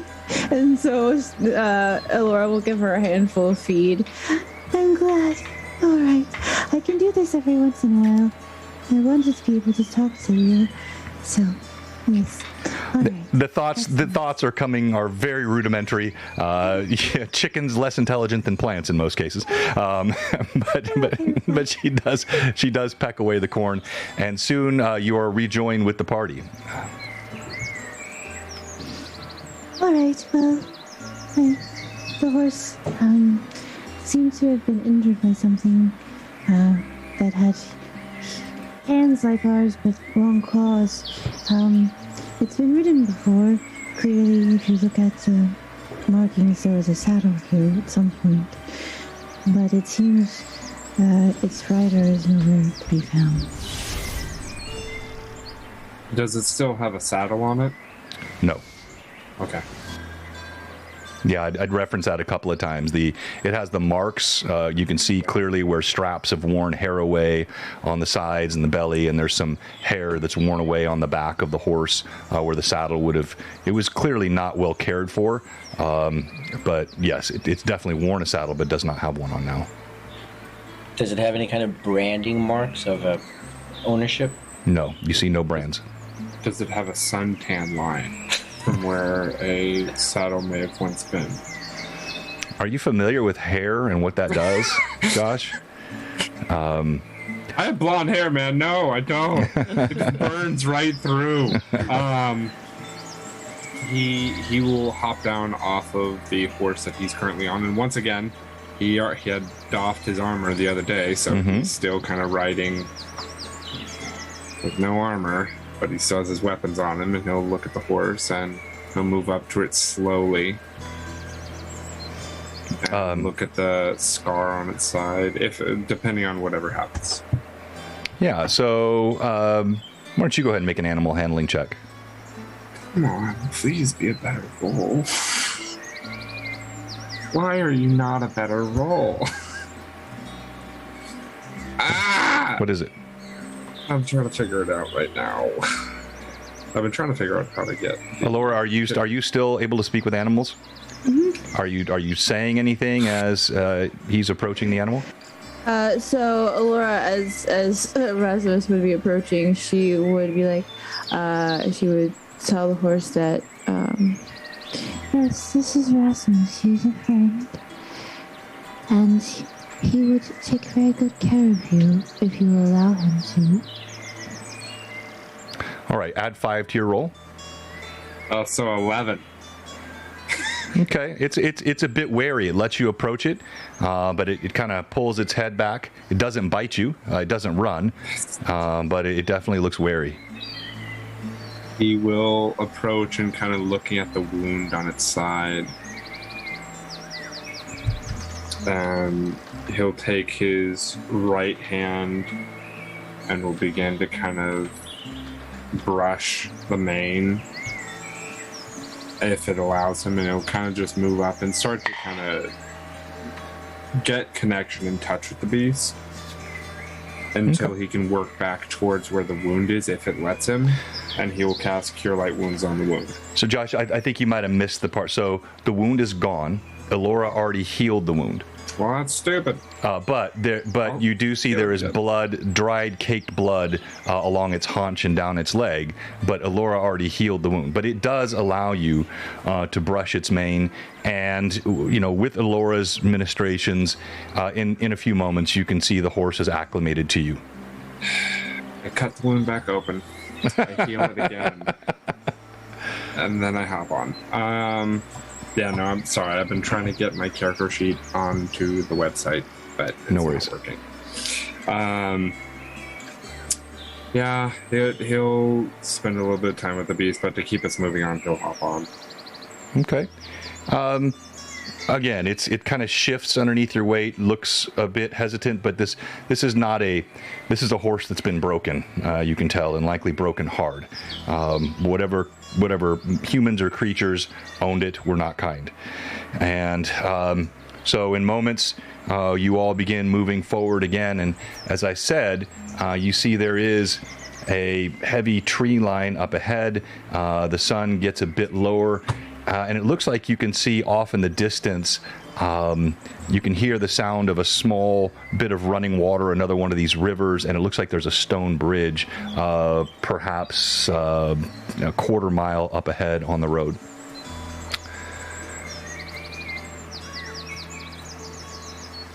Okay, anybody talking, doing anything? Rasmus will just thank Elora and move back to his same position in the group. Okay, Anaho? So, Rasmus is riding this new horse. Does that mean... That means there's still the... Well, the pony was always available. Yeah. That's what you were riding at times. Yeah. Rizia, I think that I'm going to go back over to the small horse. Sure. You're welcome here anytime. Do you need a hand down? I'll look down and might need a little bit more than a hand to get down. Fair enough. And she'll actually she can reach back. If you grab her hand, she'll kind of like help you down. She should be strong enough to hold you with one arm. Well, thank you for that. I do remember a day not too long ago that it seemed like it was a bad thing that I asked you for a ride. So I appreciate the hand. Yeah, you're growing on me. What can I say? Yeah, I do that. That's where they die. I mean, one or the other. But we don't need to talk about that. Also true. So both actively dying. So Yep. as you can tell.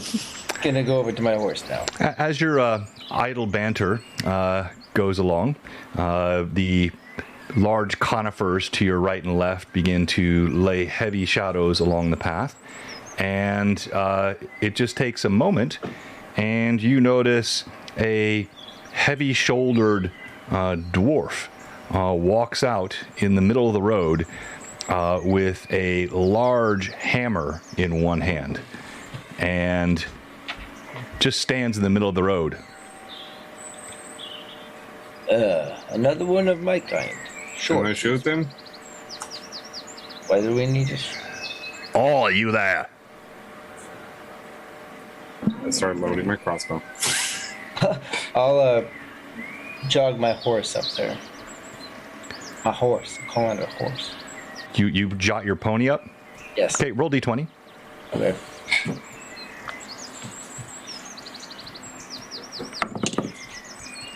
I got an 8. Okay. As you approach, you see he's fairly weathered looking. Again, he's short, but he's still quite a bit taller than you, stands well over 4 feet. Heavy, thick hues, and carries that hammer quite lightly in his hand. You get about 10 feet away, and he says, "Oh, that's far enough then." She doesn't know what I do have a comeliness of 17, so... He says, "Oh, just leave all your gold there on the road, and you'll have no trouble from me and me pals." That's literally what Rizia says. Like she's just like scoffing from behind. I'll be looking in trees and to the ground. I don't see anyone. What was that, Allura? It seems particularly presumptuous of him to think that we would do such things. That is presumptuous. We're thinking the same thing. All right. Anyone else doing anything as this conversation's happening? You can all hear it. It's quite clear where you're at. Trees are sort of funneling the sound. If Dwarf Dude makes any step towards an Aho or any aggressive action, he's just letting this crossbow loose, or the crossbow bolt loose, not throwing the crossbow. Do I see any movement in the trees? Yes, actually, you do. And in fact, there is movement which is clearly intentional at this point and meant for you to see it. And along the sides of the road, you see what looks like a human with a morning star. You see another human similarly clad, both with wooden shields, appear on the left of the path. So let me bring back your tailspire view here. On the left of the path, so here and here, but what also catches your eye is there's an intentional flutter in the tree. You see one up here with a loaded bow looking down on you. You see another in the tree opposite with the same, and you hear something moving behind this tree here, although you can't see it yet. The dwarf just smiles, crooked grin, missing teeth. "As you can see, more of us than there are of you. Just leave your gold and we'll have no problems." I mean, perhaps, but I am but a young child, and my parents back here are trying to get me home.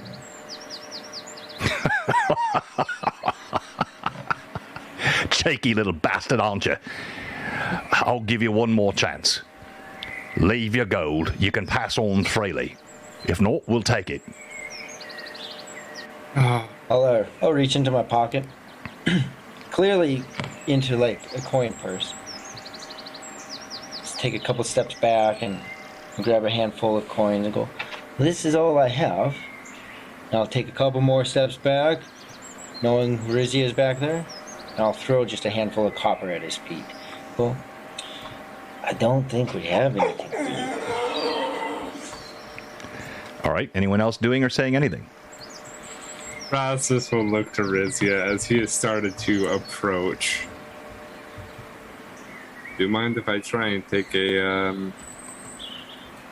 Oh, dang it. What's the word, Josh? What's the word? Oh, what's the word for, like, non-combat? Like,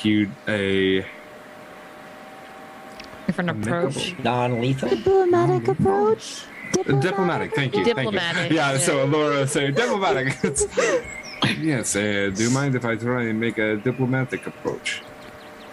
And Rizzy, as she like kind of takes out her great axe, instead of actually like preparing to attack, she'll actually kind of just like lean it on the butt and kind of like lean on it like this, kind of. And she's like, "Go for it." But if it doesn't work, you know what's going to be happening. Yes, I know. Laura, please try and calm the horses. As he will hop down from his horse and just be like, "Sir, Are you moving toward him? Best for you if you let us pass." Are you moving toward him, or are you just standing where you are? He will begin walking up, so he would have probably been in the middle of the group at this time as he got off the horse, and then he'll be moving towards Anaho with his arms out, blade not drawn. All right, Anaho kind of is passing you now, still kind of backing away, so you now stand in the front of the party. The dwarf looks down at the copper on his feet. He spits on the ground. Are we gonna do this the hard way then? I tried to tell him, Rasmus. I like the hard way. Sorry. Rasmus will approach, hands still out. You should probably remember the name, the Son of Darkness.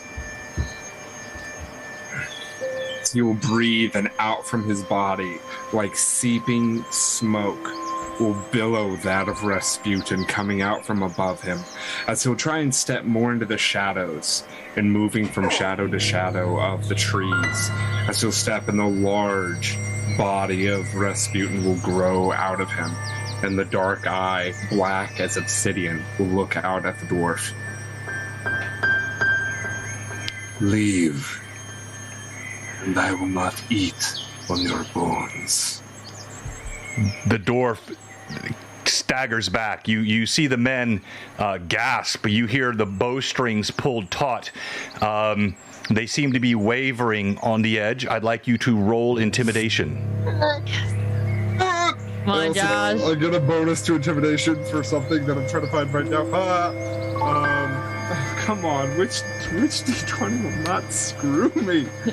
Gosh dang it, where is it? I have something. Okay, not bad. Not bad. Not bad. Not the worst. Not the best. Oh, intimidation. Here we are. Stern gaze. Intimidate plus half inquisitor level, rounded down. So +1. And sorry. Hey, it's better than not having +1. Better than nothing, that's true. That was a lot of math for +1. I'm horrible at this freaking out. Intimidate. So that is going to be an 18. An 18 to intimidate. Yeah. As Rasputin's form swells above you, the shadow grows. There's kind of a billowing chill that goes through the trees. His voice actually comes out now very different than you heard before. I suggest you listen to my master.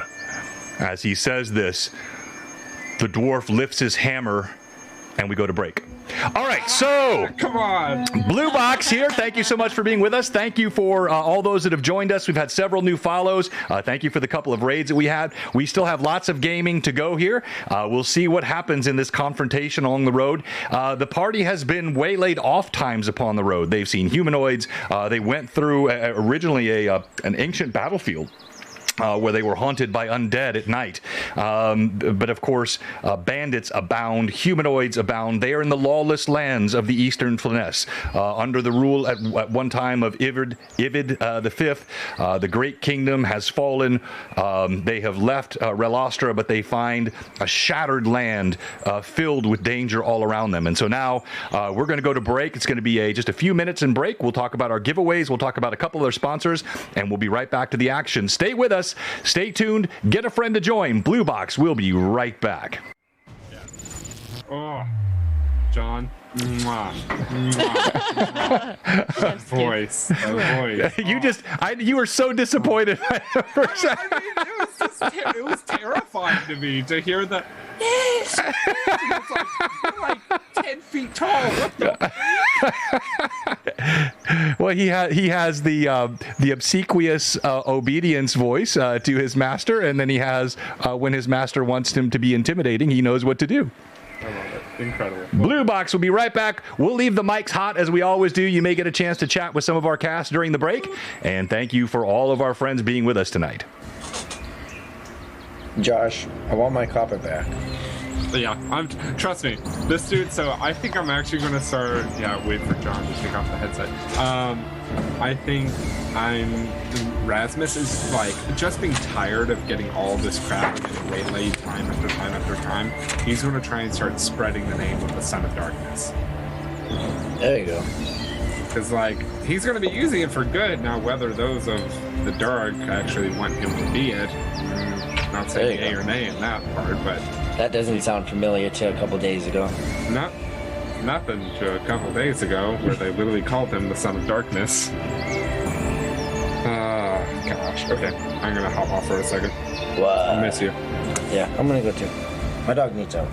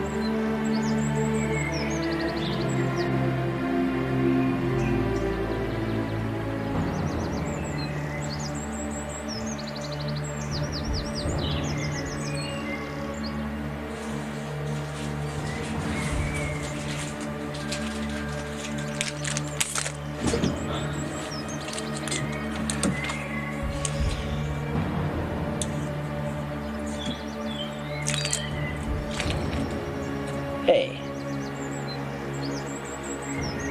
I'm here. So, Has anyone actually tracked? Surprising it hasn't been me, but has anyone actually tracked how many days there has been in book 2?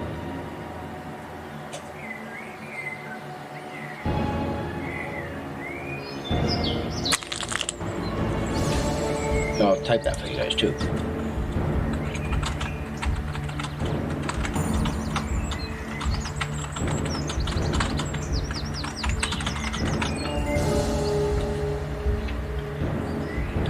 Sounds like a lot of work. I mean, probably now, because you might have to go back and figure it out, but in the moment, if someone's already done it, not too bad. Vivi, do you know how many days have actually passed in book 2? Like, we know we're on day 3. Okay, well, Naho I had have his episode. Well, John said I have 4 out of 30. 4 days out of 30 days. Yep. So 4 days for sure have passed, but I know that I've had a few. I was already. Yeah, what were you down to before you went? I honestly don't even know. I think he said about half. I want to say about half, or maybe a little bit less than half. The last time I do remember. So, like, let's just say, for argument's sake, we've probably been on the road for at least over 2 weeks. I would want to say. No, close to 3 weeks. Close to 3 weeks, yeah. Since we left. Since we left Relostra, yeah. And then I left with the glyph. Because I think John said, if I'm not mistaken, he said that I had less than half. I know it wasn't more than half. It was less than half for sure, at least. And then plus so the 21 4 days. Definitely at least 21 days. Yeah, because it's out of 30, so 15, 16, 17, 18, 19. Right. So like 19 days-ish so in and around. If we say 21, that's on the road. How long were we in Relostra? 2 days? Is that just we got 2 there, days? And then we went in the night, and then we woke up in the morning, I thought. Oh yeah, the morning that became night, and the night became morning. Oh yeah, and then it was night. No. So we had that whole thing, but then we stayed one more day, remember? Because Talar wanted to get out of there. Mm-hmm. Oh yeah. So at least 2 days there. Mm-hmm. Yeah. So we're at least at 25 days, 25 to 30 days. That Rizia and Anaho have known each other. There's John. Probably 30 days in book 2. John, how many days, or in a year, just kidding, no. How many days have we been gone since we're lost her? I mentioned that it's been 4 days since I have 4 days on my. That's right. It's been. I mentioned this at the beginning of the stream. I don't have the exact count, but I'd said it'd been about 2.5 weeks on the road. Yeah. That's about what we counted. Remember when I was showing you the map and the distance you can travel with 100 miles per day and how far you've gone, but it was slow going in certain spots, the more rocky terrain, and you had a couple of stop points. So yeah, it was about 2.5 weeks. All right. I took so. Hey, thank you so much. The Duck Pond brought in 7 people. Thank you very much, the Duck Pond. Let's come back. We're just wrapping up a break. And we're going to be resuming here in just a moment. But Duck Pond, welcome to Blue Box, and anyone that came over, appreciate you joining us. Anyone else that's here, if you haven't yet, give us a follow. We appreciate everyone that follows, and would love to see you guys come back. And of course, we reciprocate raids whenever we can. We find people that are ending on times. Blue Box runs 3 streams a week. We run on Sundays from 1:30 to 4:30. That's Central Time. So depending on your time zone, you can adjust. If you're Eastern, that's 2:30 to 5:30. If you're Pacific, that's 11:30 to 3:30, 2:30. So that's our Sunday stream. Then we run this stream normally 5 to 7:30 or 8 o'clock Central Time on Tuesdays. And then we have a Wednesday stream, which is just usually about an hour and 15 minutes. That's our Lore Masters Arcanum. It's a talk show style D&D chat. We talk about all kinds of cool topics. You can see all of that on our, if you do the commands, you can see all that. And then if you're on our Discord, you can also follow us there. We can pop the Discord in the chat, and you can see all the information about Blue Box, chat with the cast, keep updated on notes. There's sometimes role play in between the sessions. So it's just a kind of a fun community. We do have 3 giveaways tonight. I mentioned them earlier, but we've had a few more folks joining us tonight. So we first of all have this Ferox Fabrications Evolutions mini painting holder. So you've seen mini holders before, but you've not seen one like this. So this has the magnetic piece here. You have separate tabs that pop onto the magnet, and then you have this guide that allows you to hold at different angles as you're painting your mini. Really makes it convenient for mini painting.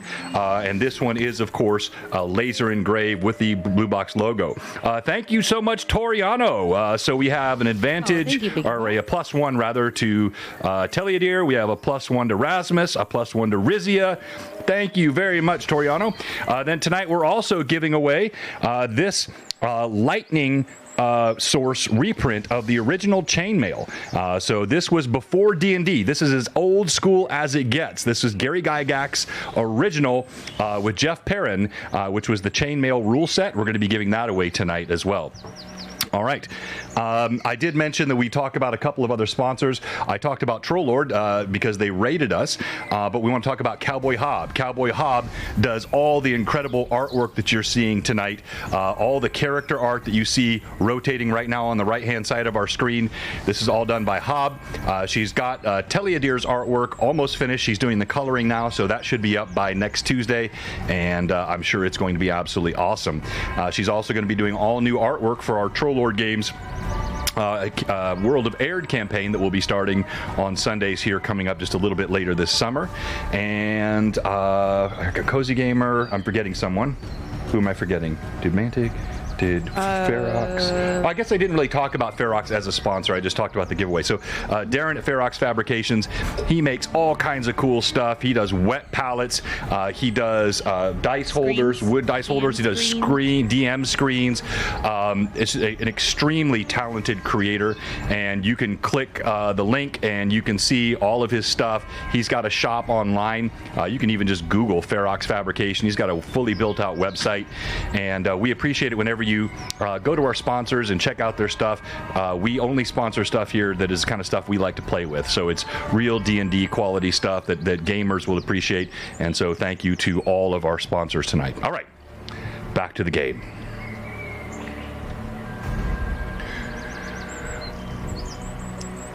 I said, listen to my master. With your roll was again was an 18? 18.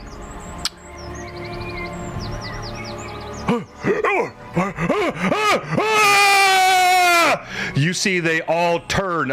These start scrambling down the trees as quickly as they can. Oh, ouch. Okay, I'll roll that in a second. This one. Okay, the one on the right is scrambling down. Now, are you guys doing anything as this is happening? Teliadir has his notebook out and he's taking notes. Rizia is actually like, I think this is the first time Rizia's. Wait, is Rasputin out? Oh, dang. Yeah, so Rizia's just like, wait a minute. Like, she's just thinking, oh, I guess this is the first time she's ever seen it. And again, she'll probably shout too at the same time. You're like, you had this the whole time? All right, so hold on. I'm going to go to, you see the one on the left was so hastily, and I think I dropped him right in the middle of your party. Where did he go? He's one of us now, John. Yeah. Can't take him back. I'll just grab this one here. Scared he joined the dead. Yeah. All right. So this will be the bowman for the moment. I don't know what I did with the bowman. He falls out of the tree. I rolled a nat 1 on that. So, yep.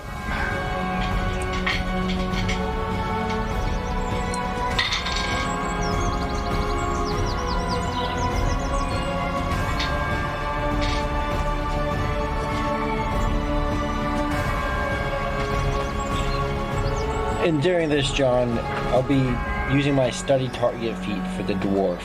Just that. Study target? Study target. Okay. Just All right. so you know for later. Okay. His squat little legs sprinting as quickly as they can. You see the afternoon sunlight glinting off the shield on his back. This one trying so hastily to climb down, the fear of Rasputin so powerful. He slips out of the tree and boom, crunches his neck, snap, and then slides off the rock in a spray of blood. And all goes still except the sound of the wind through the trees and the chirp of the birds and the retreating of the footsteps.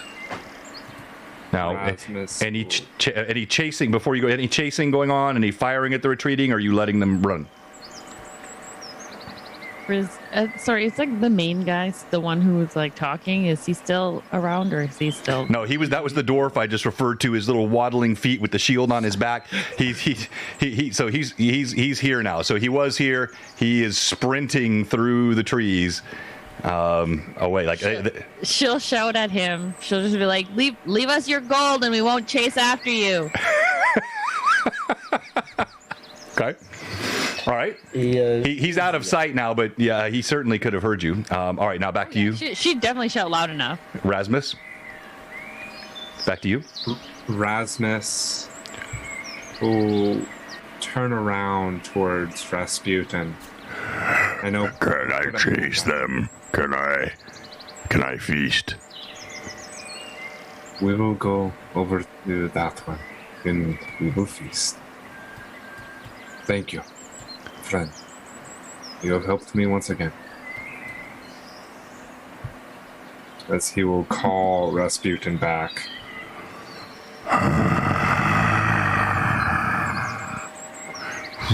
And with that, you all feel this this sense of groaning in the earth, and there's a low sort of hum as he's sucked back in and vanishes.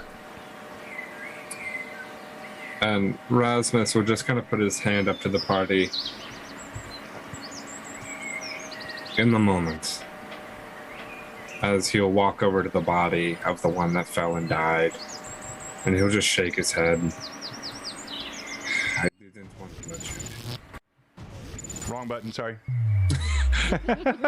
As he will lean down and put his hand onto the body of the fallen marauder, and will just begin listening. As you place your hand on the marauder, you see it's a half-orc. The bow is snapped into, its neck twisted at an unnatural angle, and as you place your hand on it, you don't hear a voice as you've often heard. You just get a flash of images, and the images are a lifetime of debauchery. You see the pillaging of villages. You see the defilement of women along the road. You see theft and murder and cruelty. And you just feel a stain like an oil coming through the body and the consciousness that drains from it.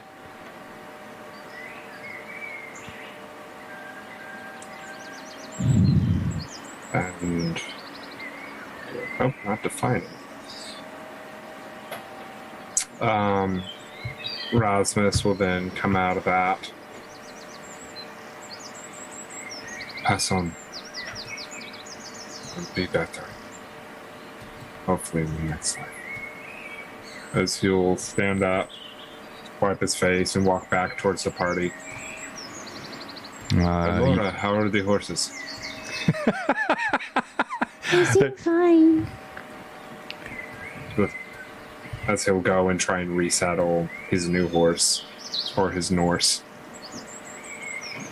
You kind of brush past Rizia, who is still staring at you in disbelief. And he'll pat the horse as he walks by the war horse on the flank. It's like pat and runs the hand, and he'll go back to his horse and resaddle. You took my dagger for 2 days. You didn't take anything from him. I'm pretty sure I can't put that in my pocket. And she was kind of like pointing at like the area of which Rasputin was. Yes, Rasputin is an interesting thing for sure. Well, he seemed to have told you before he told me. I tried to ask him, but What I got nothing. exactly is Rasputin? Are you whispering that or like asking it out loud? I am asking it out loud in response to this conversation. Sorry. That's always how she sounds, Josh. Yeah, your voice is just so soft and silky that I'm never sure. Rasmus, resaddling his horse, will kind of clench his right fist and let it go back and forth. Rasputin is a guardian. He's been with me my entire life, and he's a friend. Are you sure he is a friend? He's kept me alive many a times. I would have to assume so. Fair. As you're talking with him in the fading light of the dying day, you briefly see a little patch of inky blackness that kind of slides up Rasmus' throat and then goes down the other side underneath his leather jerkin. Rizia, before walking to the dead body to loot it, as she walks away, she goes, "You guys are all full of all sorts of different kind of secrets. I'm not even sure Henrietta's actually a chicken." She'll just walk over there to loot All right. the dead body.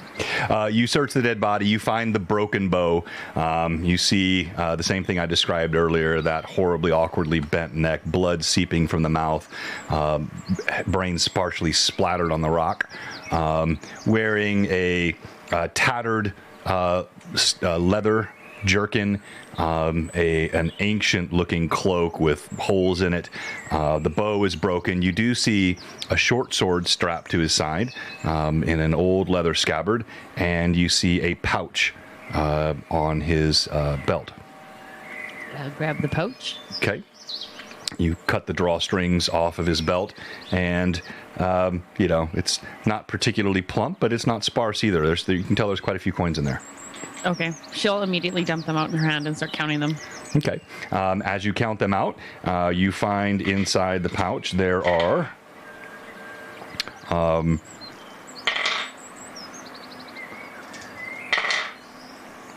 There are 7 pieces of gold. Okay. There are 12 pieces of silver, and there are 54 pieces of copper. Okay. And as she's kind of like looking at them, kind of just shaking them around in her hand, she's just doing some quick mental math to kind of count what she has there. She'll take out a gold piece and she'll just flick it up as it like spins through the air and comes down. It lands on the dead body into the blood. She'll just walk away. You said it was half orc, right? Mm-hmm. In Orcish, she'll just be like, "Hope it was worth it," and then she'll walk away, get onto her warhorse, and she will ride. Okay. Nothing else happening? Everybody mounting back up and riding, or any further? I'm gonna lag behind just a little bit. Okay. I'm gonna pick up my 5 copper and the 1 bloody gold. So you all noticed Anaho staying behind. Is anyone like paying attention to him, or are you just riding on? Do you call to him, or just ignore him? Rasmus would be the last in the group, and he'll That's fine. keep an eye keen on Anaho and just kind of keep an eye on him. Then he'll turn back away and start facing forward again. All right. Yeah, you see him walk over, and you've been around him enough. You have a hunch as to what he's doing. You fish the bloody coin out that Rizia had just dropped, and Like, grab a stick and knock it out first. And then, right. And in moments, you rejoin the party. As you travel, continue the travel through the forest, The sun again gets lower and lower in the sky. It's now probably 40 minutes before dusk or so, and I'll kind of show you what you're seeing here on the map. You come to that river that I referenced earlier. It's not a large river, but it's got a good flow of water going through it, and there is a stone bridge sitting over top. And so you can cross that stone bridge if you like. If you look down, you can see the river extending to the east and west. This travels directly to the north. Is there any trolls under this bridge? Well, if they are, they would be very short trolls. It's not a very big bridge. So, Figured I'd ask. More dwarves. is this some kind of horrible joke from the gods above? What Or is is water just everywhere up here? everywhere, pretty It's much. kind of everywhere, yeah. Oh man, you're going to hate the sea. Oh, who said we're going to the sea? Oh, you know what the sea is. That's good. Yeah, you avoid it.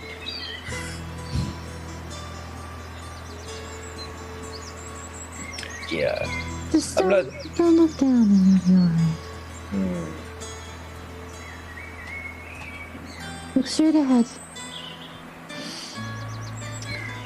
Yeah, someone else go first. Of course.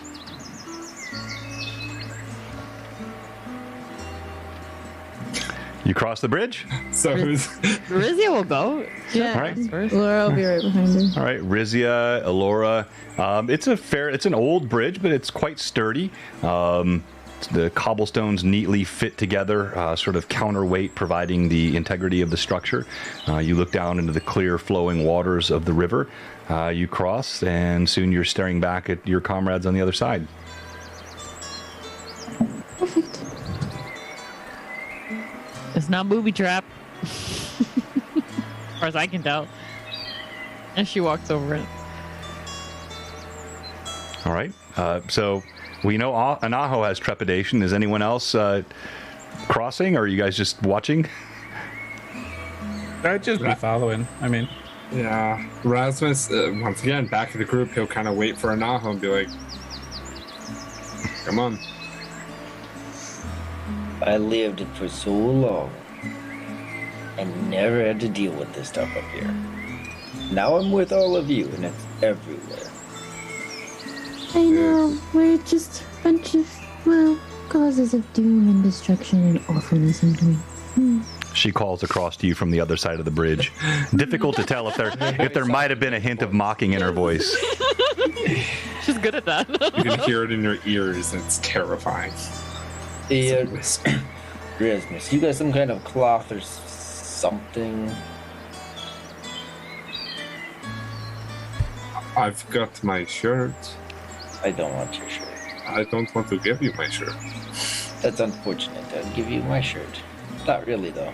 Ah, I hope not. And I'll just, Hey, Commander Talon, welcome. like, hug my horse. I look at it as a horse, as an equal. I will hug it, and I'll bury my face into the neck of it. And Rasmus, it's like an ostrich putting its head in the ground, and a sense of just denying what's around me. And I'm also not necessarily familiar with riding horses or ponies, so I'm not telling it to go either. I'm just not looking, and I'm just see me bury my. It lets out a kind of a blow of frustration and starts trotting across, almost belligerently across the bridge at a speed probably quicker than it needed to. The horse And is I the just- pony's also afraid of water. All right, I so continue to keep my face in there. I'm not looking up. you're on the you feel the the you can hear and feel the hooves are no longer beating on stone, soon soft grass, but you Elora and Rizia see he just keeps his face buried in the mane. May I presume that Teliadir and Rasmus are crossing, or you're muted? There is yeah, I'm correct. just riding next to Rasmus. Okay. All right. You cross over the bridge, and as you move forward, you begin to see there are looks like some ruins of a settlement that used to be here at some point in the past. You can see stone foundations that are broken, some burned with soot, but not recently. This looks like this has been abandoned for years. As the sun now begins to dip below the horizon, and the sounds of the bird begin to give way to the sounds of the early nightlife. It's twilight. The pall of low light is cast over the forest, and you see there are several places you can make camp.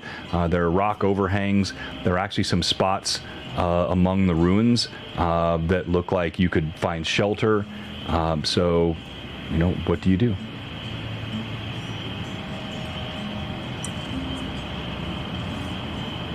Do you all just want to stay here? That is my thoughts, but Rizia... Leader? You can carry on if you wish to. That's up to you. But I would say your horses are fatigued. I mean, as I mentioned at the very beginning, they have been ridden very hard, and So, but I'm not telling you what to do. I'm just telling you that's the case, and you can do as you wish. Rizzy will look to Alora, just in regards to the horses. What do you think? Best to give them a rest? Yes, they could use one. They seem to be not able to continue on much further. Makes sense. I'm in a little less of a rush since I have a bit more time, so we can rest. Seems a safe resting place for the evening at least. If you would like, I can... Leader, Rizia. If you'd like, I can scout the area with someone. She kind of sighs and rolls her eyes. If you want, Anaho, just be careful and take somebody with you. He can scout as long as there's no water. Sorry? He said he can scout as long as there's no water. Yeah, no kidding. Maybe you can take Teleadir with you. He seems pretty quiet today. No, that's all right. I'm not going with him alone. Nice try there. Appreciate it. What's wrong, Teleadir? You don't trust Anaho? I don't trust any of you. That's a fair assessment. But I figure the more of you are around, the less likely I'm going to die. So there we go. You still need to teach me the trick of yours. Who, me or Teleadir? Teleadir. He was going to show me how to do the black hole thing. Not that you need to now. That's good. But at some point. Perhaps Rasmus, or I can go by myself. I am little, but I am fine. I'm not good at scouting. I'm good at tracking, but not quite the same. Then I will go. You guys set up camp. Okay. All right. So you scout around. You pad quietly amongst the trees. Go ahead and make a move silently check for me. And I'll take plenty of time to stealth. Check the whole area. Take my time. Stealth. How does a 30 look? Well, you would never know. But you feel like you're being exceptionally quiet. As you move among the pines, again, you can see there are signs of the trails of animals that have moved through here. You see broken down rock walls. I'll bring the map back up for you. Broken down rock walls. There is clearly some foliage coverage, rock coverage, and it looks like there's a little area here as a clearing. Unfortunately, you do hear the sound of slow-moving water to the north of you, yet another one of these rivers that crisscrosses the landscape all around here. But this spot looks like it's well protected, off the road, and well away from the water. That would be a likely suspect. Or you could go and you could check the opposite side. but it looks like it's further distance and the sort of more forested area there. You don't get the rock and the runes here, which are providing coverage. Yeah, I'd want to scout out any part of the ruins area besides the water. But if there's ruins that go further, or they go, no. It's this was like a small village, perhaps at one time, with some rock walls and rock buildings. But yeah, it just abuts up against this rock hillside here, and this is the direction you came from, rock and the path, and then into the forest there. So this might have been a dozen dwellings, or so. Do I notice anything that would be of suspect? As I'm scouting this area, I'm obviously looking for anything in the area that might be harmful to us over the night. And remind me your perception bonus. Perception is +11. +11. No, I mean, again, you have no idea where all of those bandits ran to, obviously, but you don't see any signs of their tracks here, and nothing appears to be dangerous. I'll just, throughout that time, take a good chunk of time, let them fully set up, do that scouting, and then come back and report what I have seen, including the general geography of the area past what we can see where we are. Okay. So go ahead. Once you relay that to him, go ahead and roleplay it. So if anyone, I'll grin. Hey, Delia, dear. Would you like to know what I found, or not interested? I mean, you always. It's up seem to you, curious. I suppose. Oh, I figure you'd tell somebody, and then I'll write things down. That's what I do. Okay, there's nothing out there. I'm gonna go talk to Rasmus. Hey, Rasmus, just so you know the layout of the, and I'll speak not loud because obviously we don't want to project too hard, but loud enough for Telliadir to hear. Out and about, there's not that many ruins. There are some. There's a cliffside and a dreaded river back there. But from all that I can tell, there should be little chance of any kind of danger tonight. At the least at this moment. So it seems like it is good. How tall is the cliff? It scales up, not particularly tall. Looks like it probably goes 40, 50 feet up, angling. It's not steep. Quite the ways. It might actually be best if we put camp there. Then we would have the cliff to our back. That is true, but if there is, I don't know, because if I was going, we just ran across some bandits, and if I was going to ambush someone, I would shoot straight down. There is the protection of that, but... Oh, no, I mean like on top of the cliff. Oh, you mean on top? Oh. Yes. Well, that's Since then we would have the cliff to our backside. And I thought we were up on the cliff level where then we would look over and see the river. And just leave the horses down below? No, we're down below. Hmm. I walked into the cliff. Understood. But if we go sit on the cliff, that might be even better. We're out of sight. Not Yeah, a bad idea. We've already begun to set up shop. It is fine. And you haven't begun yet, and I'm not. Don't think I'm telling you what to do. He asked sort of the lay of the land. You guys can scale that cliff and camp up there if you want to. Not pulling the horses off. Just like. Hey, what about Rasputin? Can't he go? I don't exactly. He can't go too far from me, and I prefer him not to. Okay. Well, I'll keep Well, I should probably set up my stuff if this is where we're staying. But that is the lay of the land, everyone. It looks as safe as darkness can be. And I'll look at Rasmus when I say that and grin slightly. If you're new to Blue Box and you're wondering why it takes the party 15 minutes to cross a bridge and 20 minutes to decide where to camp, it's because they suspect a trap around every corner. And also because they love role-playing. That's fair. Well, I said if you're new to Blue Box, there's people that don't. I still have Millie trauma. I mean, just saying. Overanalyze everything he says. Exactly. It's so true. Okay, so what are you going to do? Are you going to set up camp here? Or are you going to set up camp atop the hillside? Are you going to keep moving on through the night? I mean, tell me what you're doing. How about this? How about you guys do what you want? I liked Rasmus' idea.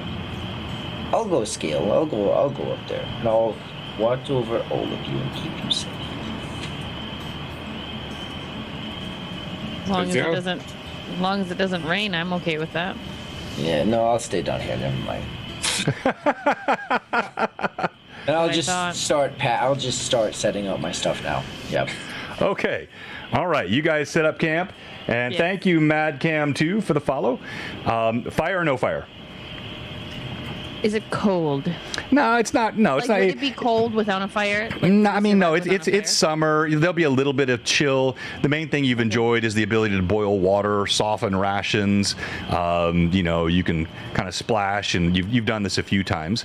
But yeah, it's up to you. If you want to boil water, I can heat metal. So. There you go. So no campfire? No. Okay. All right. In moments, I'll pull the view back up. In moments, you are now surrounding. You've got a pot heating in the center, being heated by the magics of Elora, boiling some water. The horses are tethered and grazing, and it seems to be a peaceful night. Any final things you're doing before you turn in? Taking care of the horses, same routine. Hey, Rasmus, when are you going to stand watch? I'll take first watch. I was going to climb on top of the steps of stone that I had seen somewhere on the screen a second ago. Okay, all right. I'll put that. So right here, you're seeing that it's actually a wall. Had like an archway entrance here that's broken down. So you're talking about moving up onto this? Yes. I was planning on going on top of that and taking the first watch. Do you mind if I sit with you? I might have You seem to be interested in stories or creatures or stuff like I'm that. always interested in new creatures. Best ways to combat them, to Slaughter them. Oh, yes. Okay. Eliadir will cast Unseen Servant and will direct him to brush his horse. Nice.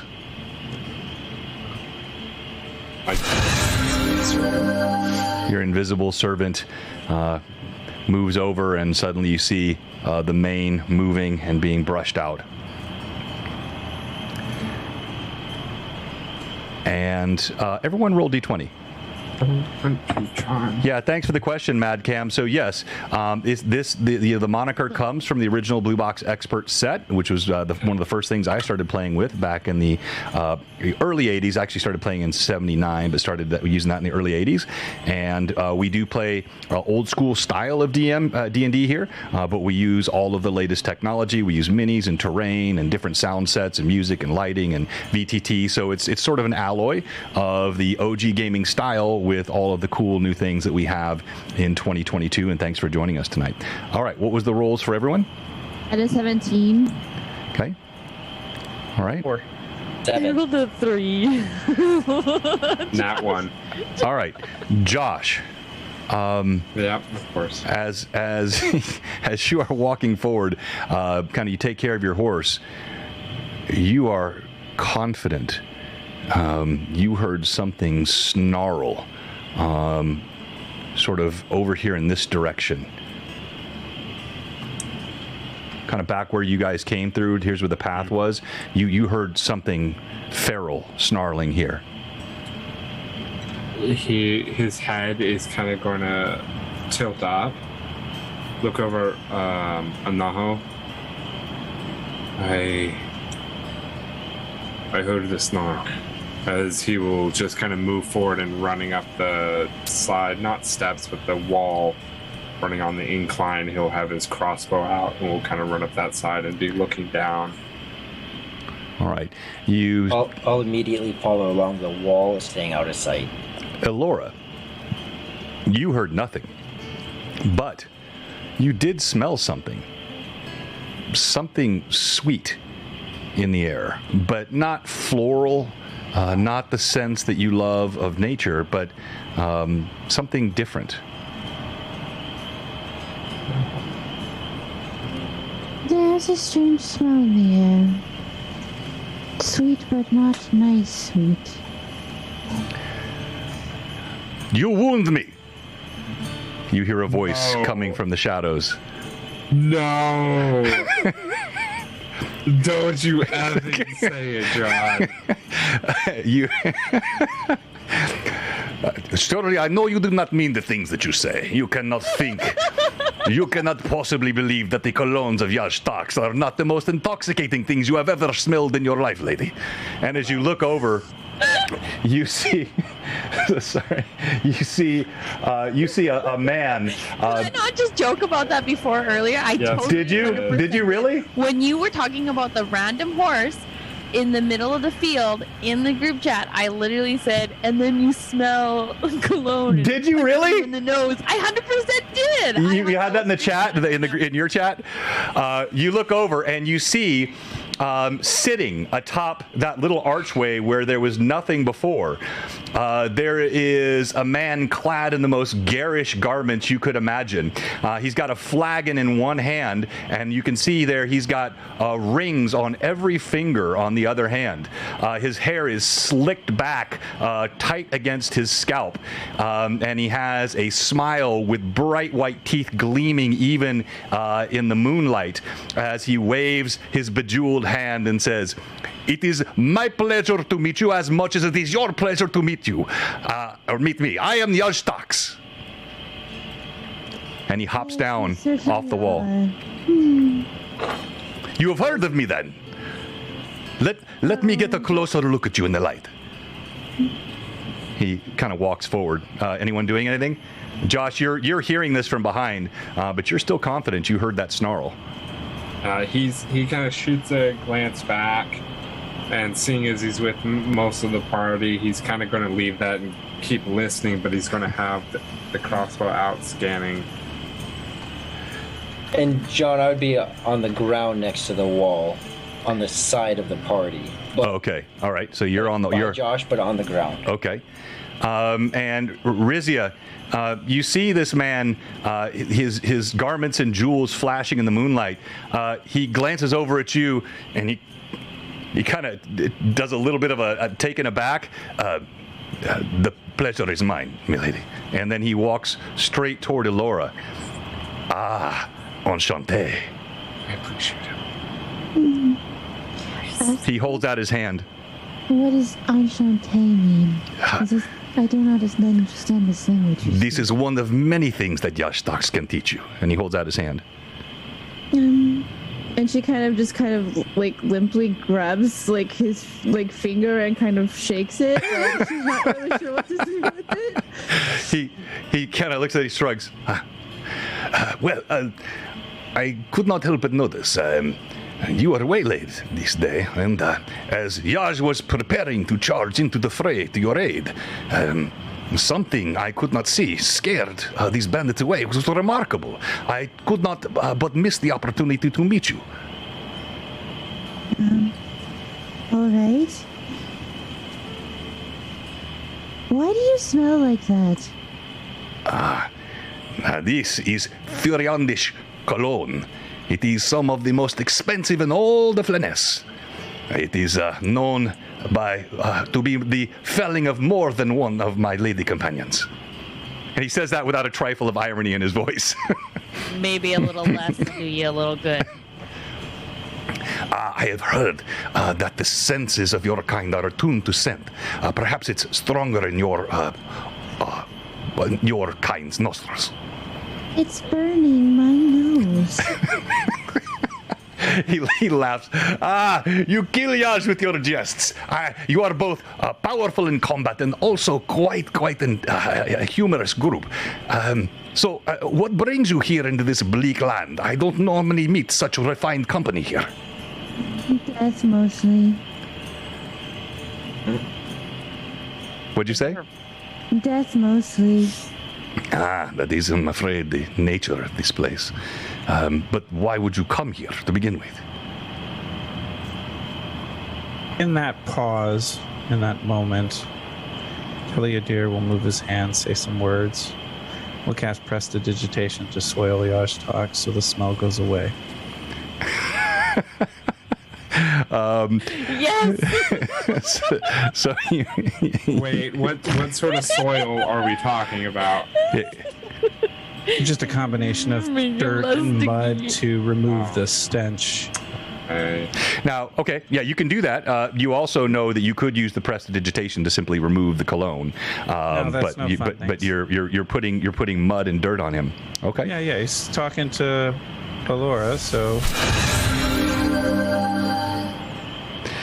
Thank you very much, Madcam, too. We appreciate that.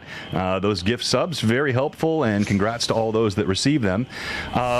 Suddenly, some dirt and mud appear on him, and you see he wrinkles his nose for a moment, and he grows a bit more somber, and he says, what is your name, my friend? Me?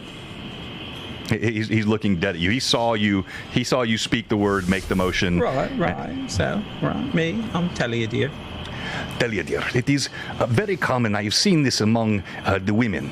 When one outshines another, they attempt to rip the dress and to sully them, so the spotlight is removed. It's very understandable.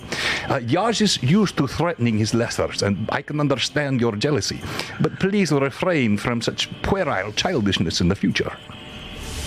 You realize that your stench could bring any number of enemies onto us. Additionally, I'm not looking for love, my friend. Unfortunately or fortunately, depending on how you look at it. Regardless, your stench, my friend, it draws things here that, well, we don't want here. The only thing the scents of Yashtak's bring are the ladies from all across the lands. This is well known. It is said and it is known. Shh. Do you have any sorts of drink that you're drinking? And if so, could I have some? Because being with this group has been maddening, and it seems like you're well liquored up at this point. I would love whatever you're having. The first sensible words you have spoken. I don't think Yarj is not confident that you could handle the strength of the brew currently in this mug, but I have some simple ales from the western lands, the weak-watered stuff that they drink. All right. Teleodir, I'm pretty sure you could handle it. He's got actually what looked like almost like, where you would carry a quiver and various pieces of armory. He's got several flasks along his belt. He takes one of those bejeweled hands, plucks off a pouch skin, tosses it to you. Thank you. Rasmus, you've now stood atop this long enough. You're not sure what happened. You must have scared away whatever it was. Tell you, dude. Maybe check that. You want me to trust you all? You're adorable. I'm gonna be okay. All right. And then Rizzy will kind of step back and just lean over towards Alora. By the sounds of it, I think he's drinking whatever cologne he's put on himself. That would be hilarious. But I must ask again, if Yajtas may please prevail upon you, why are you here? You are clearly a cultured, though not as much as I, group, and there is no reason for your sort to be here in the midst of this dangerous place. And what exactly is it to you to know why we're here? Knowing things, this is what Yash does. Well, this and other things, but knowing things is one of the things that Yash does. I'm a collector of information. I travel the Flanaess, all over the Flanaess. From the very eastern tips, even to the Sea of Dust, Yash has been. You know, leader. Perhaps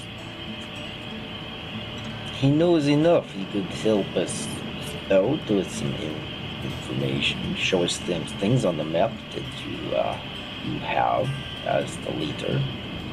She kind of like turns to you like, no, we have a map. If you speak of maps, there are no finer maps than the ones in the possession of Yarstax, forged by the great cartographer Raim herself. I'm sure you have heard of her. Let's start here, Yash. Yash. It sounds good on your lips. Oh, ew. Why are you here? A fair question. Well, it seems a certain indiscretion with a count's wife has landed Yaj in some further hot water. It is unfortunate, my lot, to travel these lands as often fleeing as it is seeking. But who can blame her with the irresistible nature of Yaj? And who can blame Yaj? She was quite beautiful. So it is, unfortunately, I'm running, to be honest with you.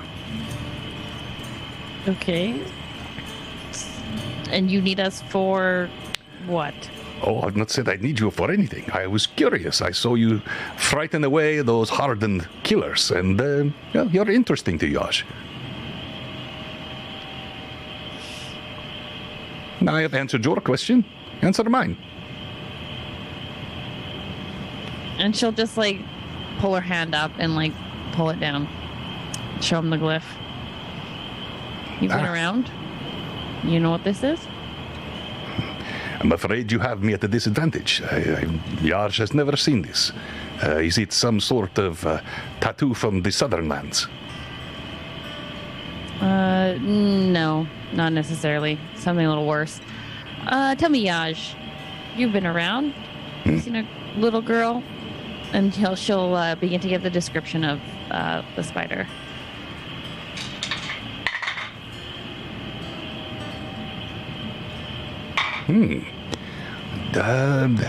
Well, actually, I saw one fitting this description as I was fleeing on the road south. Well, fleeing perhaps a strong, just a hasty retreat. The better part of valor, as you know.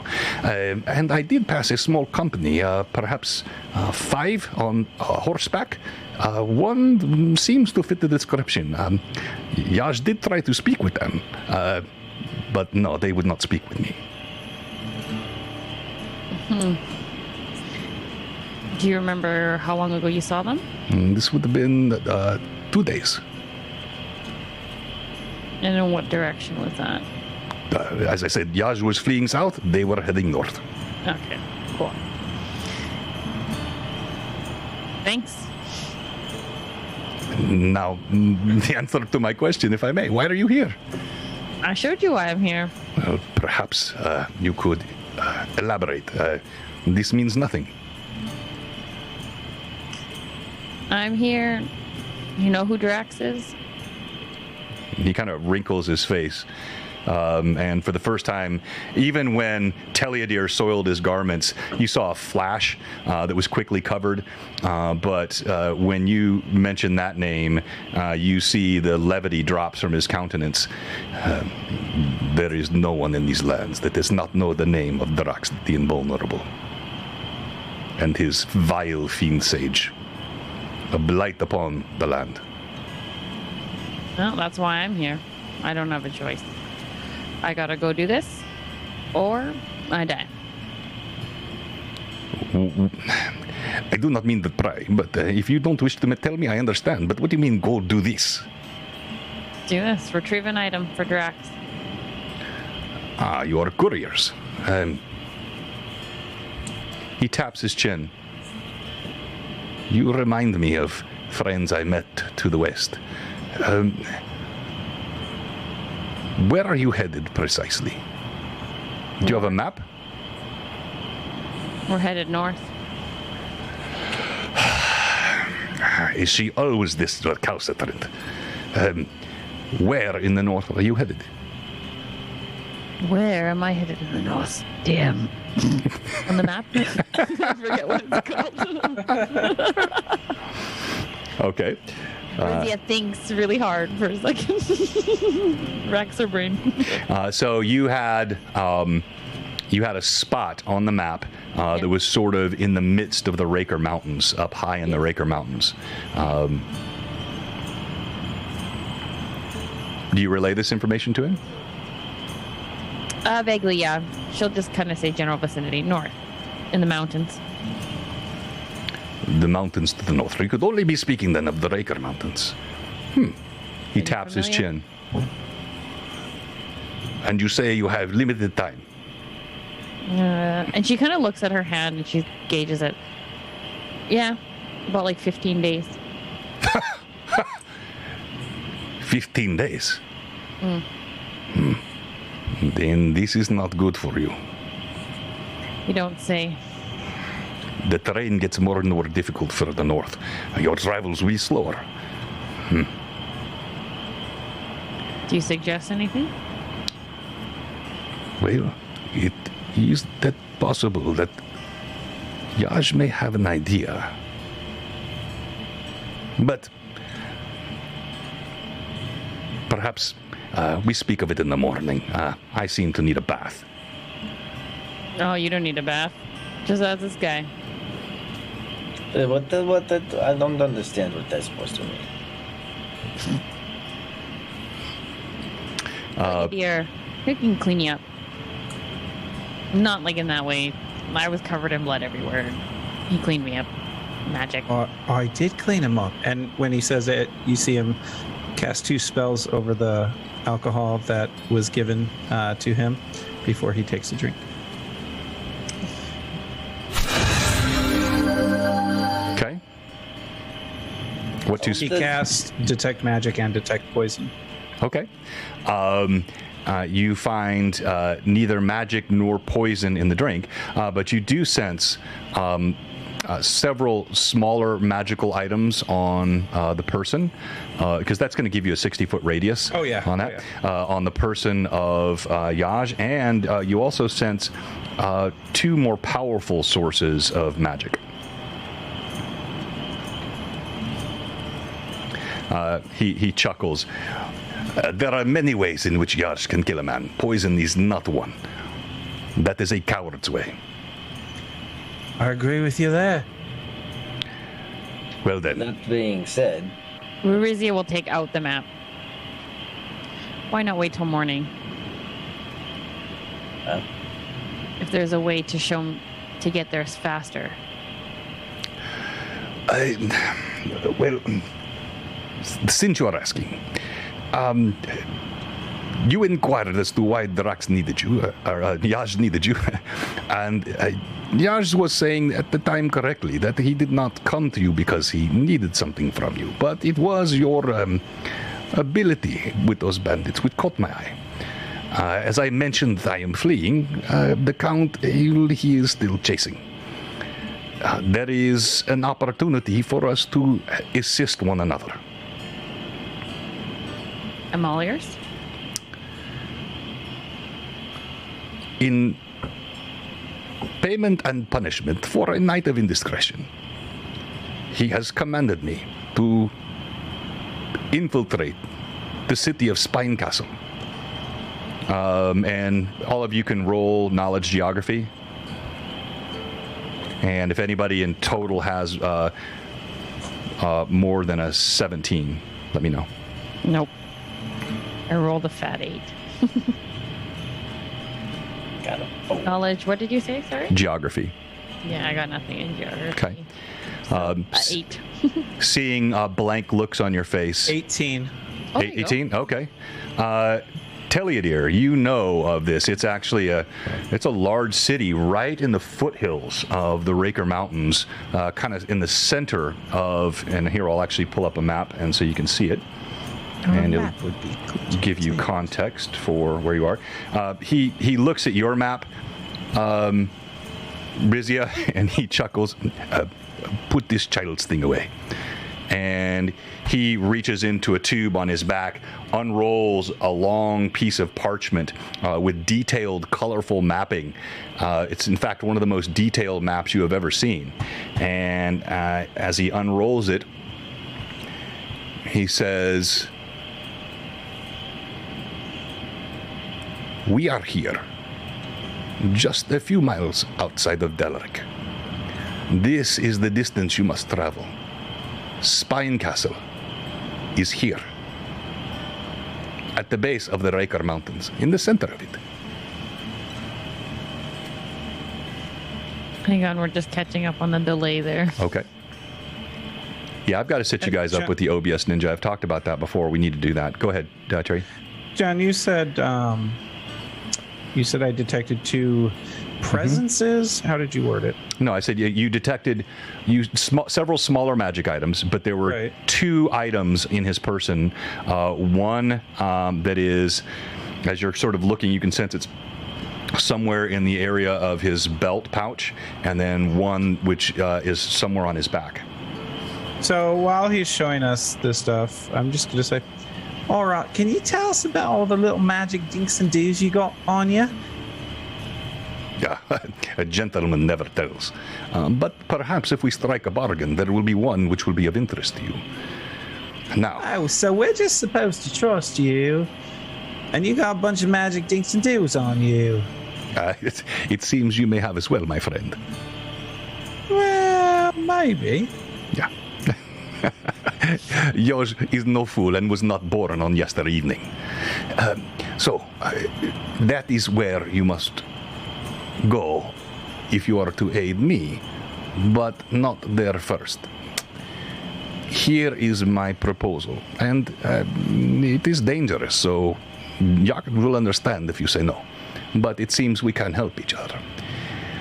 The Count is here in Nur.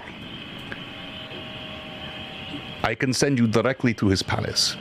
If you can be in my stead and travel to Spine Castle, which in all likelihood you will have to anyway if you are headed into the Raker Mountains, I can have you there this evening or in the morning.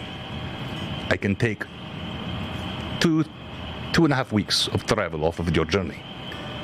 But then you must do as the Count has asked.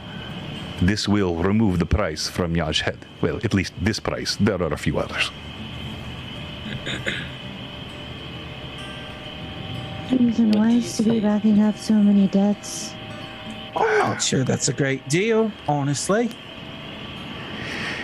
He looks at Alora and says, To have no debts is to live a life with no gambling.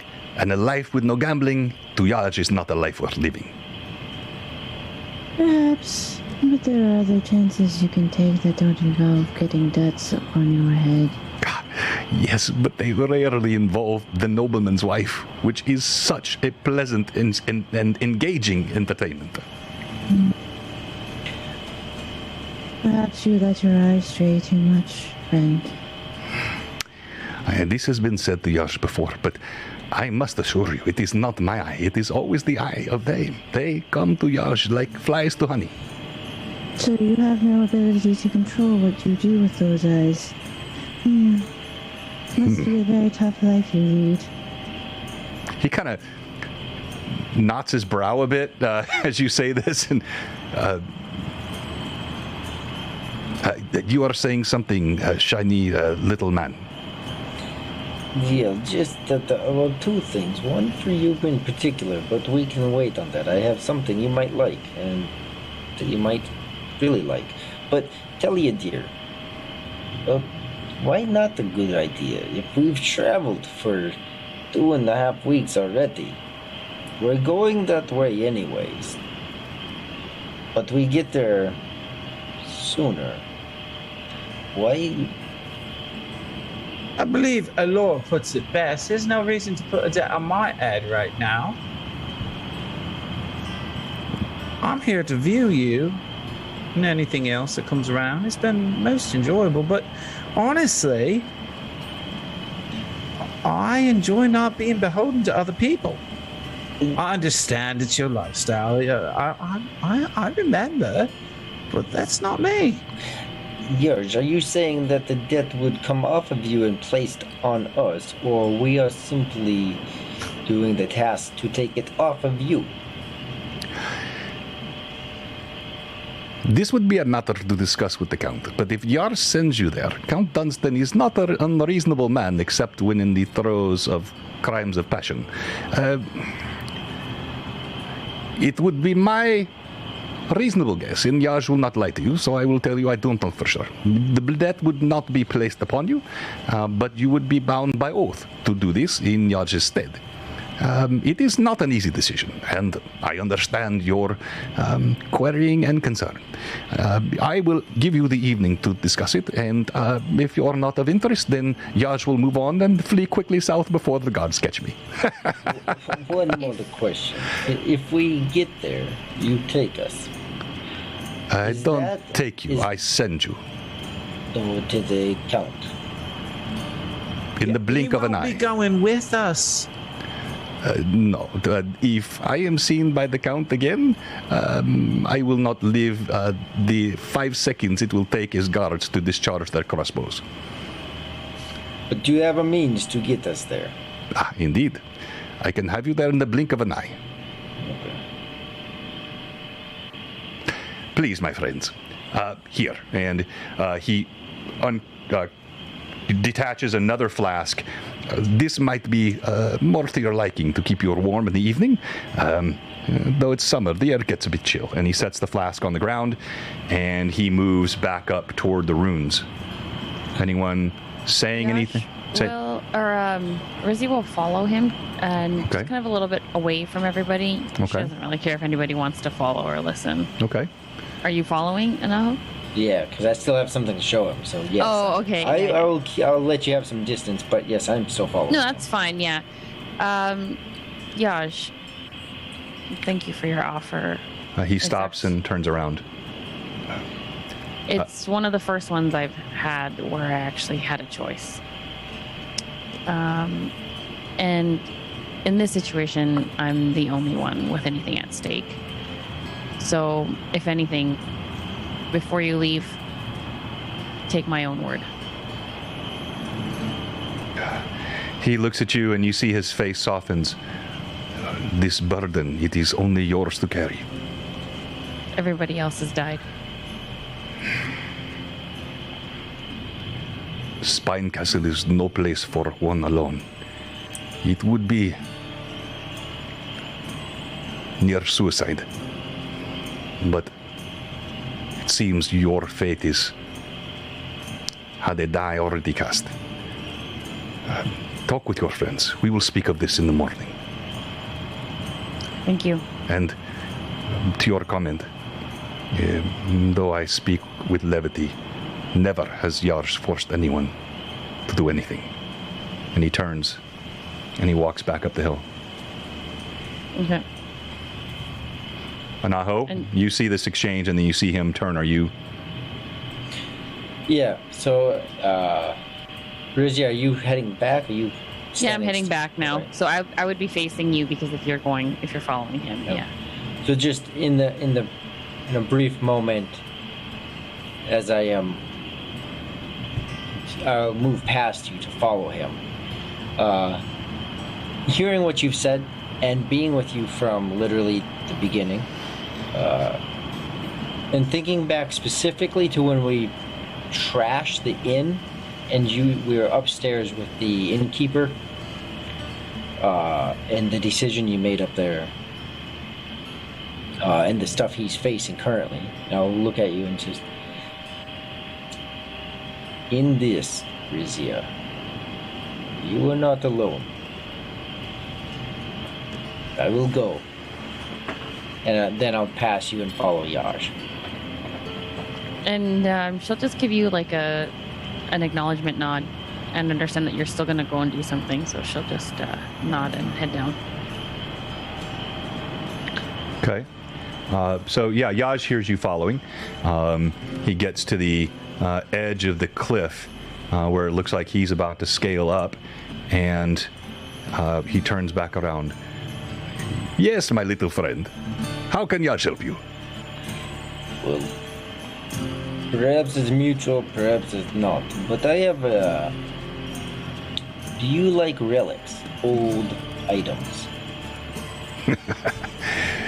As long as you are not speaking of my women, yes. I am not. And I'll pull out a platinum coin. One of the 22 strange-looking platinum coins that he found in the Elven graveyard, in the battlefield graveyard. Okay. See what I have here. You just call them Yeah. unique coins. Yeah. 22 platinum unique coins. Okay. Do these look familiar to you?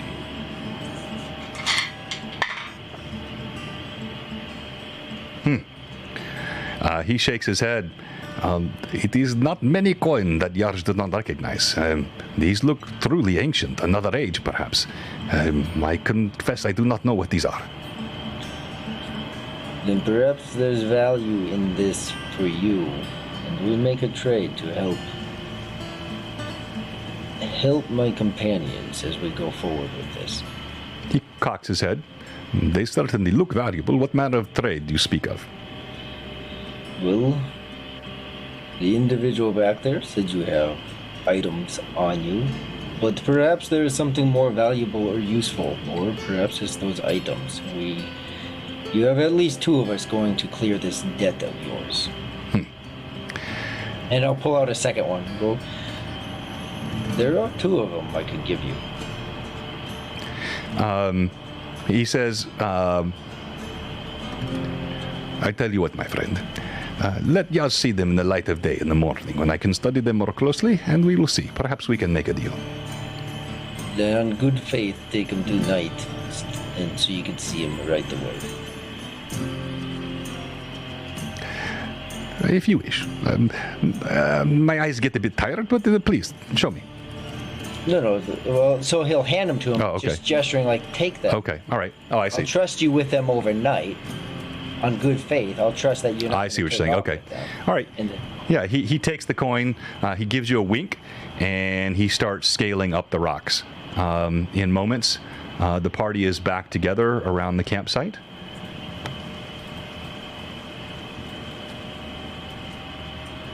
And you see Anaho come walking back.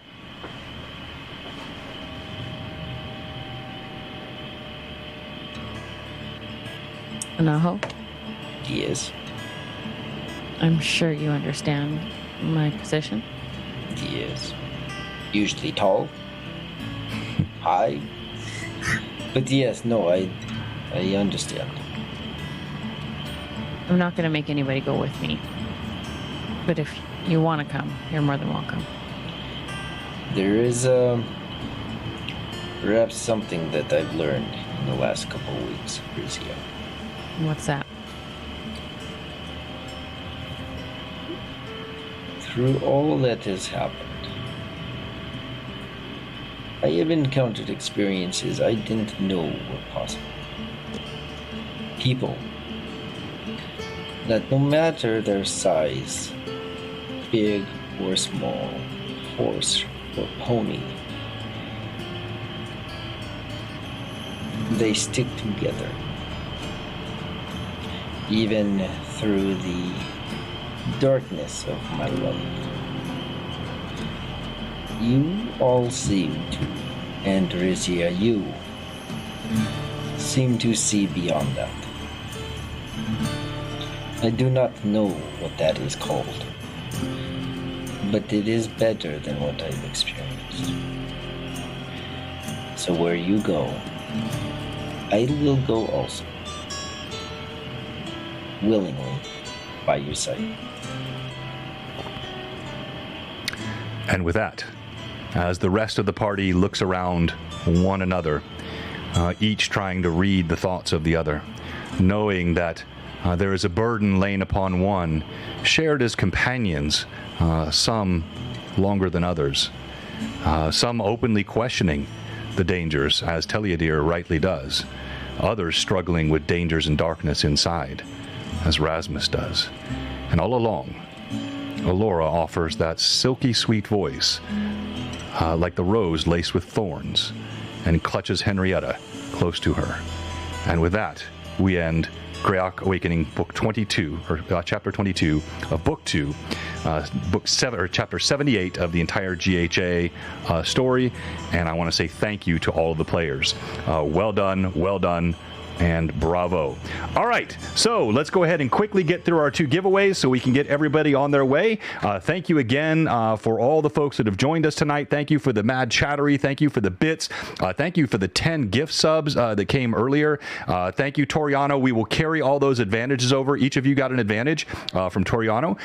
Since we did not, that's Biggie Paw, since we did not have any combat, we will carry those over for next time as well. But remember, those can be used for any roles. They don't have to just be used for combat roles. They can be used for perception roles. They can be used for other types of engagements that you might, identifications, whatever you might want. All right, so let's start with our first giveaway. I'm going to bring up the Nightbot. And again, thank you to all of our thank you very much, Renreb. Oh, by the way, so I wanted to say thank you to our top 3. I don't see all of them here. I should have all of them. Our top 3 givers this month are Renreb with over 4,000 bits, Pat Draws with 3,100, and Wayne Damn Weirdo with 2,300. And we'll start every once in a while just sharing like the most gift subs and stuff. Just I really appreciate all the support that you provide in the channel. And as I've mentioned, we pour every dollar times 10 or more than that into the stream to try to provide a great stream for all of you. And that's a little bit loud. Let me turn that down. All right, in the chat, you're going to type, let's do exclamation point and do just do giveaway, because we can't do Ferox or that will trigger the command.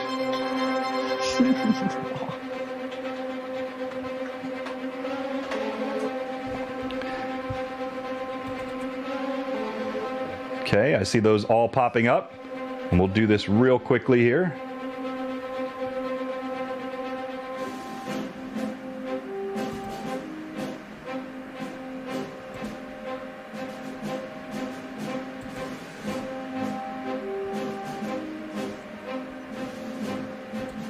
All right, we'll give it 5 more seconds because we have one more giveaway to do here.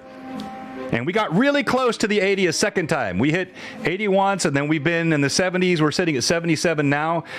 So we didn't quite get to the 3rd giveaway, but again, just fantastic support tonight. We'll be back with Lore Masters Arcanum tomorrow night, and that will be run by Evelyn. Evelyn, do we have a topic yet? We will figure one out. And the winner is...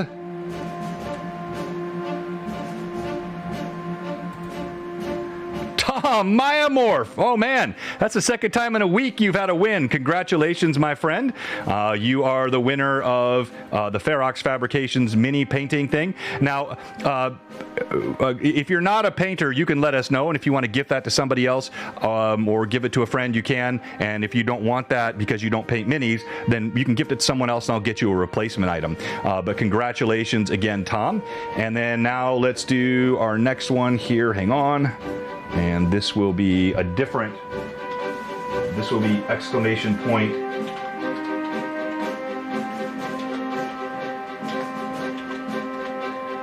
All right, so now this is exclamation point chainmail. So type exclamation point chainmail in the chat. And as you're doing that, we're going to go around quickly for our stream MVP vote. And this is, of course, for the Lightning Source copy of Chainmail, the original Gary Gygax's tabletop wargaming that actually created their birth D&D. All right, let's start with you tonight, Naho. Why should you be Stream MVP? Let's see. So I should be Stream MVP because of the interaction at the very beginning, the RP with Anaho's flashback, and interaction with Rizia when she stepped on the dagger, and the interaction with Laura as she sought out a way to bring him back. So just the recognition of the injury caused, and then the RP with Rizia on the horse. And a little bit of levity that he is trying to play with, making jokes about calling people drows, if that's a joke. And then Yaj talks and providing the coins in hopes of gaining something in return, and the comments with Rizia as far as, Yeah. We've known each other and now I'm going forward. Yeah, that was a good moment. I love the role play with the water as well, and sort of that was all really well done. The tension around that scene at the beginning, nicely done. All right, so now how we do it here, the first name you see pop up is not the winner. It is one of the 4 or 5 potential winners that we'll have. These players will be rolling for you in a moment to see who actually wins the chainmail book. Weaponized Eyes. All right, so Rory, you will be rolling for Weaponized Eyes. Let's go to Terry. Why should Telliadir be Stream MVP? Telliadir should be Stream MVP. Still time to chat. Type exclamation point chainmail. You can still join the giveaway. Sorry, Terry, go ahead. Talked about drows. And not much else tonight. It was very introspective. Well, a long drive, right? Rushing to get in the door might do that to you. I did also like the back and forth you had with Yaj, and I thought the prestidigitation use was very interesting. So that was fun and nicely played, Terry. You will be rolling for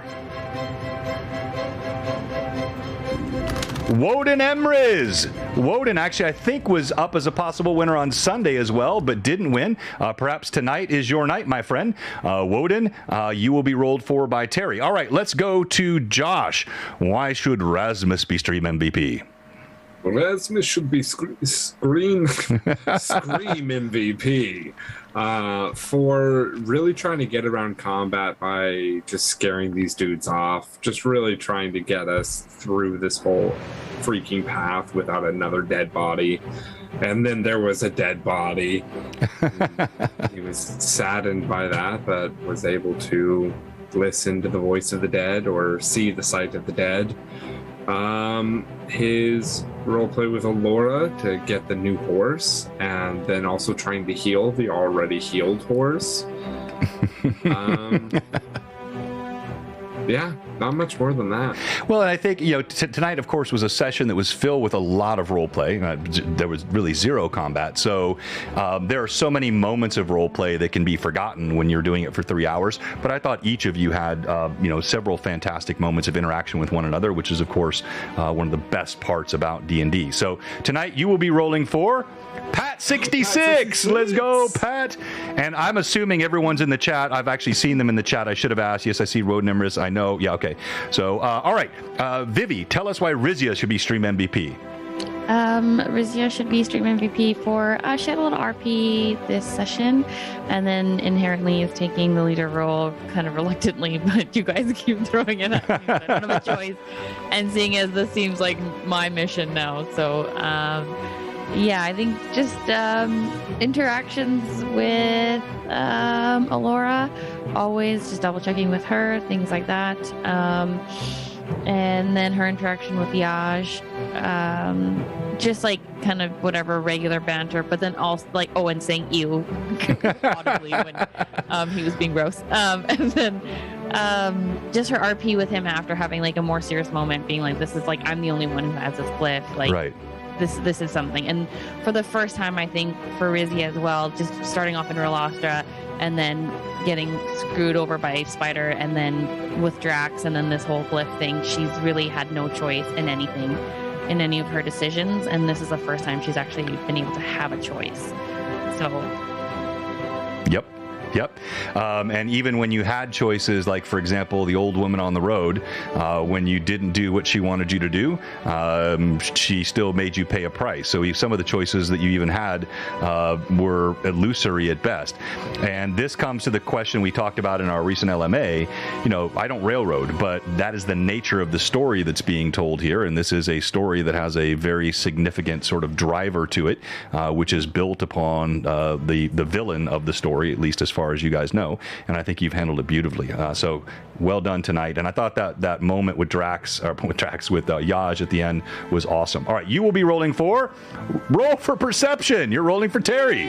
All right, let's go to Evelyn. Why should Allura be Stream MVP? Allura should be stream MVP for trying to help Anaho out of his trance or whatever as gently as she possibly could, showing her more gentle side because she has one of those somewhere deep down.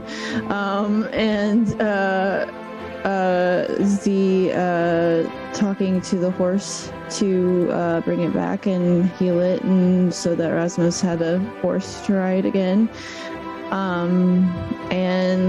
Then with Yaj, just the general RP, and maybe calling him out a bit for passing the blame to other people for the choices that he makes. Yeah, I thought that was really well played, and you could tell that you gave Yaj pause in terms of the way that you couched it. It was not, it was not belligerent or caustic. It was well stated, and it was the kind of thing that you got him with that. I thought that was fantastic role play. Okay, you will be rolling for Set Monkey. Let's go, Chris. John. Yes. Okay, I did not actually enter for this. I just wanted to enter for the mini holder. I don't know why my name came up for this. So it's interesting. You don't. I'm looking at you now. You don't even show checked as eligible. But it rolled you. So all right. So I'll roll again. I'll roll again for you. That was you, Rizia, right, Vivi? All right. So I'll give you someone else. Hold on. And by the way, after we do this, don't leave us. You're going to vote for Stream MVP. They get experience points for that Stream MVP vote, and then we're going to hopefully raid somebody with a nice raid tonight. I want to say thank you again to all the viewers and all the support that you gave us. It means the world. All right, you will be rolling for Keith, Roger. So now we can put the vote poll up. It's already up. And so vote for your Stream MVP. They get 1,000 experience points for that. And that will go with the experience points that I'm going to send all of them. And then we'll have some level 4s in the party that are currently level 3s. Might even have 1 or 2 that are getting closer to level 5 because we've got some serious backlog of XP. Although, it's like tonight, all roleplay based, and I give strong XP for great roleplay. All right, so let's go ahead and start with you, Rory. Go ahead and tell us who you're rolling for and make your roll. So far, we have a tie between Rasmus and Rizia. That monkey said he did not enter for the chainmail. He was just entering for the mini holders. So okay, well, let me check that one. Yeah, it's the same thing. He's not showing checked as eligible. All right, we'll do it again. If they're not showing checked as eligible, it should not be doing that. So let's try again. Kristen, D&D imposter. And let me see here. She also doesn't show as eligible. So Kristen was. Do you want the chainmail book? Yeah. Okay. Yeah, she's interested. Okay. We'll roll for Kristen. I'm super lag. I'm like a minute and a half lag. What'd she say? She said she's a minute and a half lag. Oh, okay. No worries. No worries. Interested in the giveaway. Okay. All right. Go ahead and make your roll. Okay. Weaponized knives. Here we go. Weaponized, nice. I pulled out my favorite 1. Sorry. And I also got you a 9. All right, so we have a 9. That is strong. That's strong. All right, let's go to you, Terry. Woden Emery, I believe, is just a follower. Am I reading that wrong, or is it? That's weird. I did put it into the chain. Let me look here. I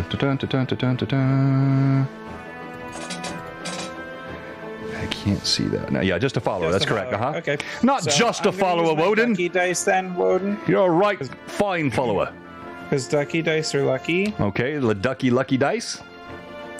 That's a 16. Oh, very strong. That is solid. All right, so Woden in the lead. Let's go to you now, Josh. Go ahead and roll for Kristen. Also, thank you guys. Kristen. Oh, I'm rolling for Kristen? Mm-hmm. No, you're... No, I'm rolling for Pat 66. Yeah. Oh, I'm sorry. I got that backwards. All right, yeah, go ahead. Like, yeah, Kristen doesn't want me rolling for her. She's like, no, I want it. First roll, nat 20. Oh, nice. Let's go, Pat. All right. Second roll, nat 1. All right. So you were rolling at disadvantage, so I'm sorry. You get a 1, Pat. Oh, no. All right, that's a 20. All right, so let's go to you, Evelyn. All right, I'm rolling for D&D imposter. That'd be Kristen. So we got to have a 20, Kristen. Otherwise, this is going to Pat. Not that I don't love Pat. That is a 17. So close. Yeah. So close. And gosh, these dice are hard to read. 18. Sorry. Oh my goodness, good rolls, but not good enough. Pat in the lead. You're the last one. Let's go, Vivi. I'm rolling for Roger. Here we go. Let's go, Keith. Vivi, you got this. Okay. Ooh, first one is a 19. Oh. The second one is an 18. Yes. Oh my goodness.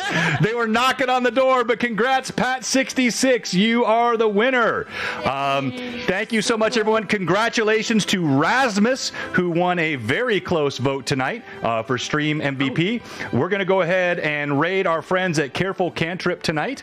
And we're going to kick this off. I'm going to ask all of my players if you would just stay on for 2, 3, 4 minutes. We got 2 quick topics I wanted to discuss with you if you can. And then I want to say thank you again to all of our viewers, all of our mad chatters. We'll see you tomorrow night for an LMA, and then we'll be right back here on Sunday. Yes, we will be streaming our Rune Blades campaign on Father's Day. It will be the second to last episode, or depending on what happens, could be the last episode. And stay tuned. There might even be a special surprise on Saturday. So watch our Discord and watch our Instagram. We're raiding now. We'll have 10 seconds here. Hang on. Give them a nice raid. Give them a blue box welcome, hello, and a wave when you jump in. And on behalf of all of us here at Blue Box, we say thank you to all of you and have a great night. Love you guys. Oh, dang it. Dang it. Hey, you got it.